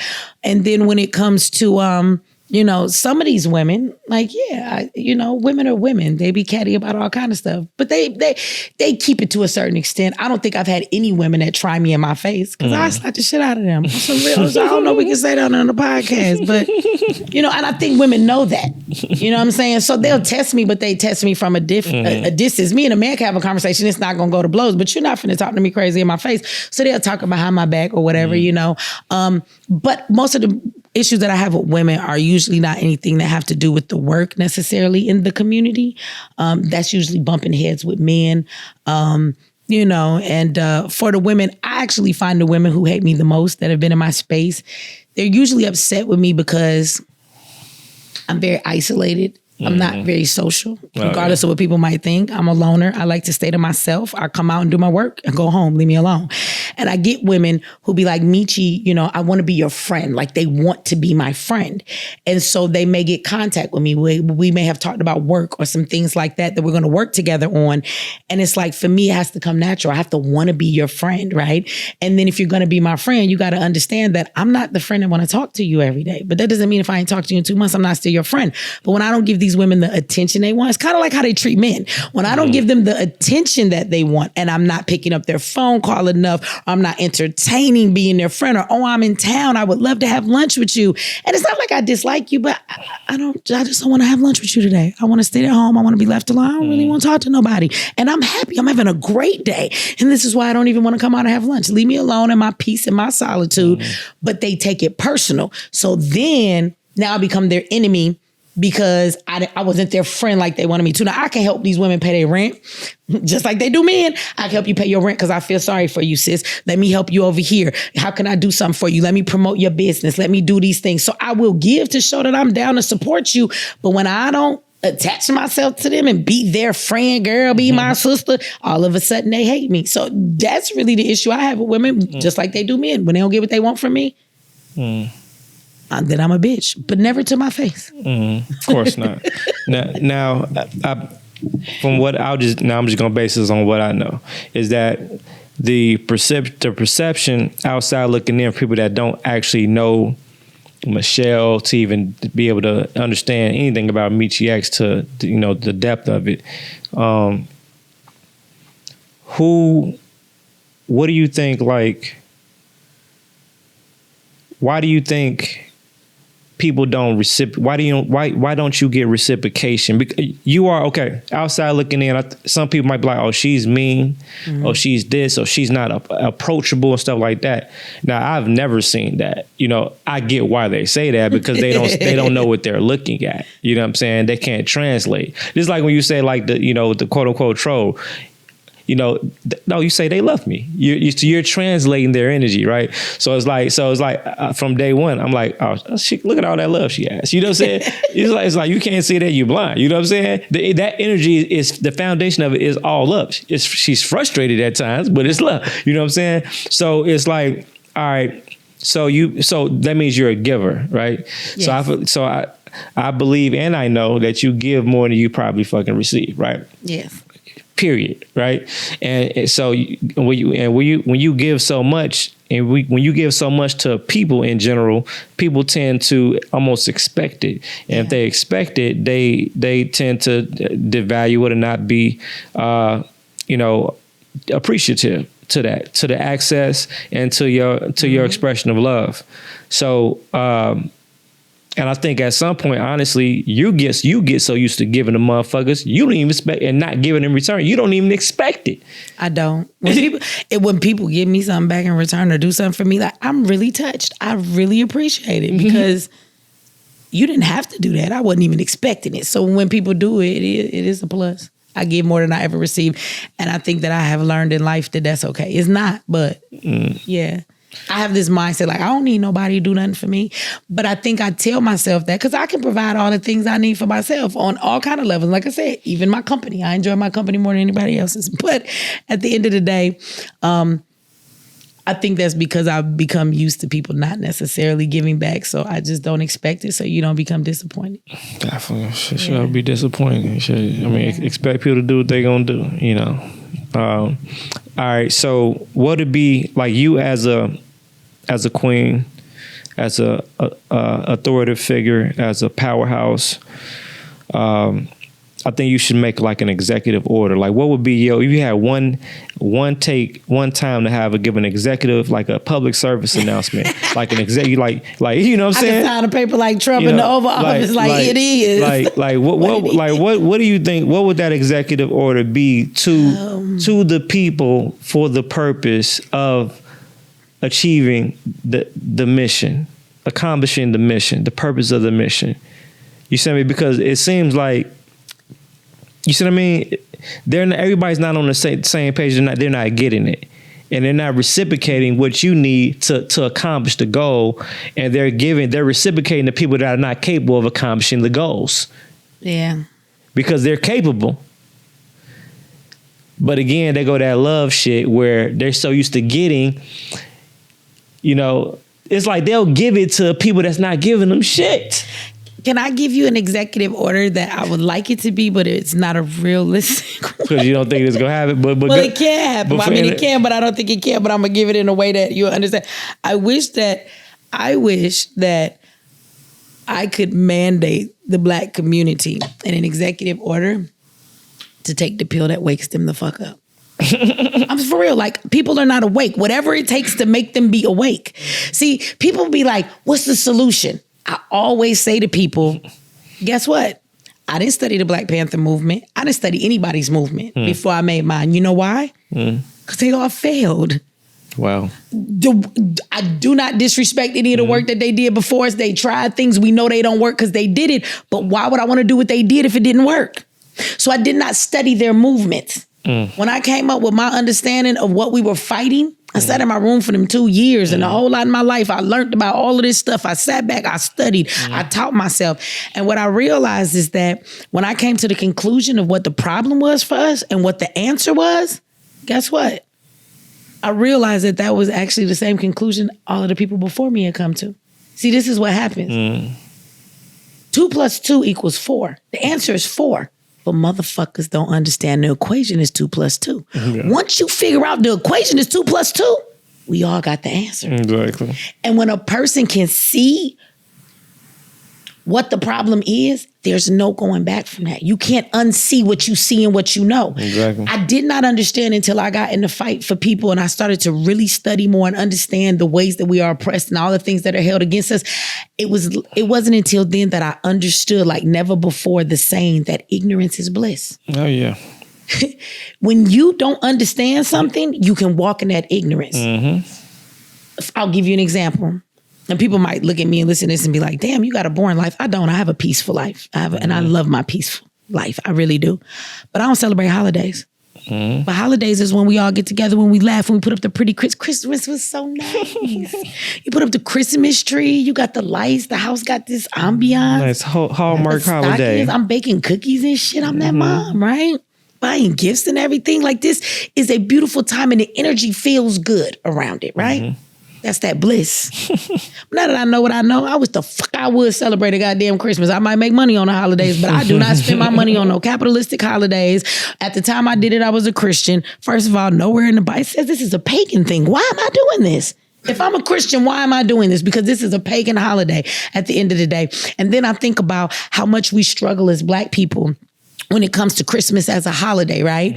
And in that holiday, you know how people go into debt, work overtime just so they could get their kids some toys because we spend all our time telling our kids, don't follow the crowd, don't be like everybody else. But here you are buying them all these gifts, going into debt because you don't want them to feel left out. You want your kids to be like everybody else and you want them to feel like everybody else instead of realizing it's a capitalistic holiday. Even poor people, I don't care if you got to shop at the Family Dollar, you're going to spend all your money to try and participate in this holiday when the truth is, that's what you should not be doing right now, right? Because the holiday is fake as hell. I don't celebrate no holidays, but I don't get to enjoy that part of it. Now, don't get me wrong. I've created with my family other things. We celebrate when it's necessary. Oh, you did a great thing today. You've reached a milestone. Did you hear how David is playing his guitar? You done come a long way. I think I'm going to bake a cake and we're going to have a party. What you want for dinner tonight?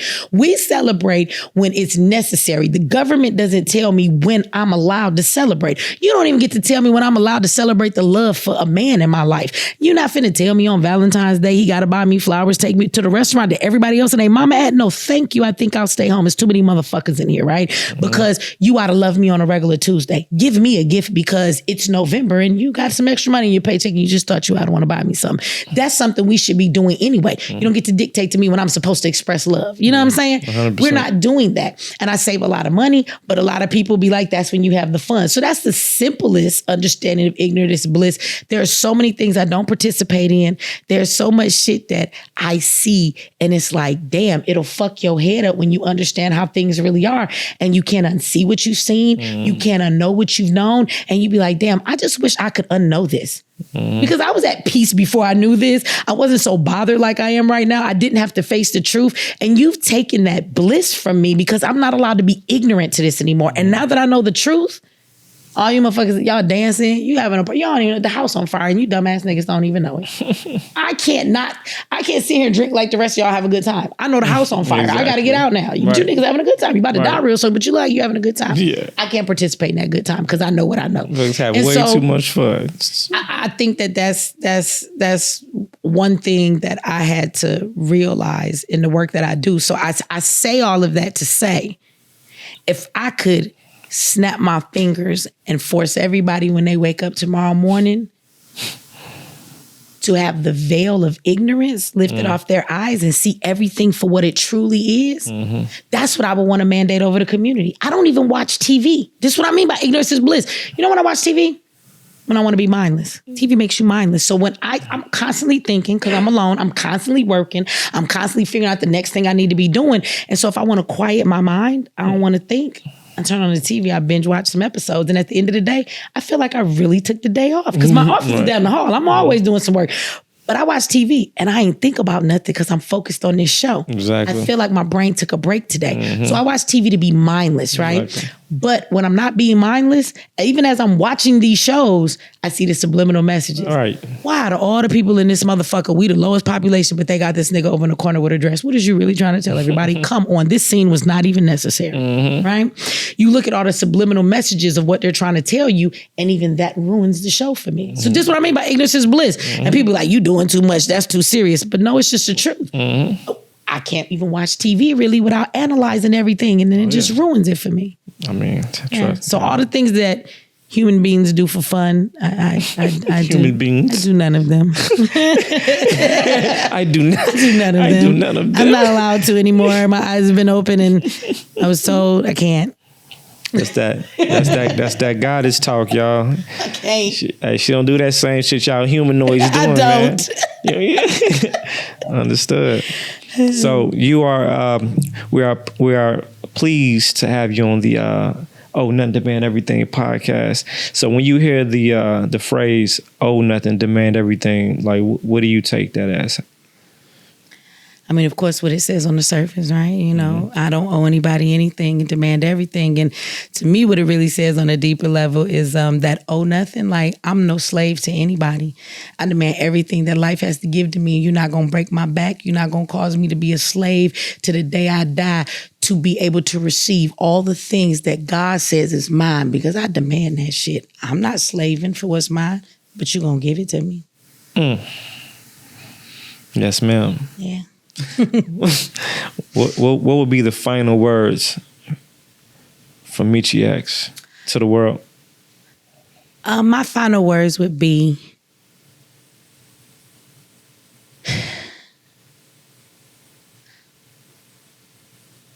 find out who you are. First. Find out who you are and live in that authenticity. I think that people in life spend too much time being something they're not because they care what people think or they want to appease everybody. And you will never please everybody. So I say, how about you please nobody and just make sure you are right?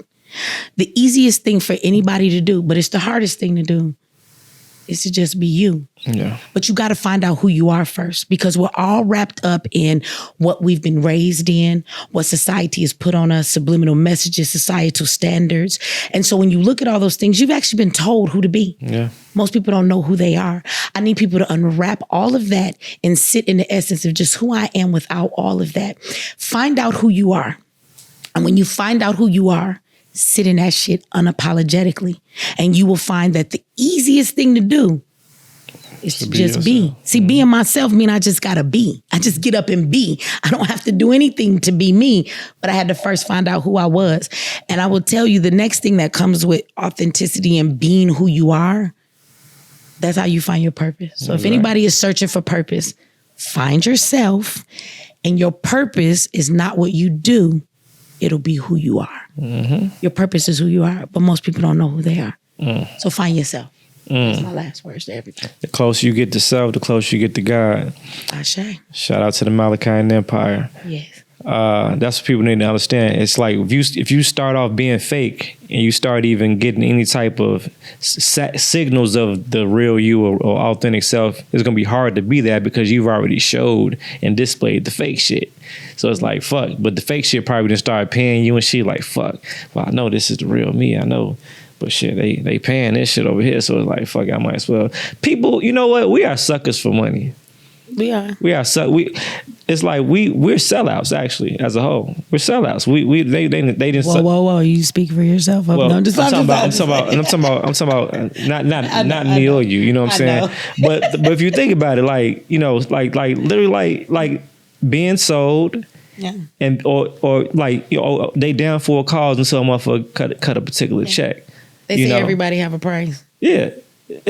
And that's like the biggest issue. Yeah. You know, it's like they're only loyal to that. You know, not the crazy part is a lot of times when people are selling out, they're not being loyal to themselves. They're dismissing themselves for that money.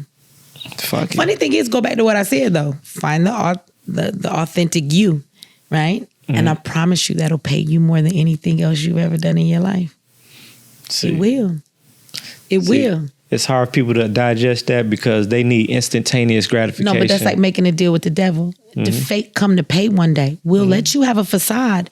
You will be able to do whatever you do and live the way you want to live off of this facade. But you must understand. Watch the internet. I know it's the internet and people be like, oh, well, I'm glad. I want you to know that energy shift, moons come, moons go, spaces and energy that's in this universe, it shifts things at a certain point. And everything you do in the dark gonna come to the light. So that fake run that pays you, Umar Johnson, that fake run that pays you, Brother Polite, that fake run that fucking pays you, all these other things I say today where people might get mad. Guess what? It eventually comes to an end. And you better enjoy the fake ride while you can, because when the crash comes, that shit gonna hit you hard because you never gonna be able to come out and fake shit again. You gonna be forced to find the real you, and you gonna do it in the most bummiest, no support, no having nothing, because everything you obtained was in a fake way. You're gonna be forced in that dark place. Yes, they are. But that's the best place you're supposed to be. The dark will bring you to the light. Bask in it. Don't be afraid of it. Go into the darkness. You gotta go through the darkness in order to see the light. Yeah. People be trying to avoid that dark silence. Solitude, you know, it's cool in there. Biggest fight you ever have in life is the one you have with yourself. 100%. Nobody will whoop your ass like you will if you be honest with you. It's called the time of accountability. And if you be honest, you, the old you, gonna get the ass whipped by the new you before the new you ever exists. It's called taking accountability. It's the best place, but the hardest place to be, because you have to stop and ask yourself every part you played in everything. You gotta stop crying about what everybody did to you. And ask yourself, what part did I play in that? Exactly. Nigga treated me like shit for 10 years. Why you stay? What did you do? Because you can't change people.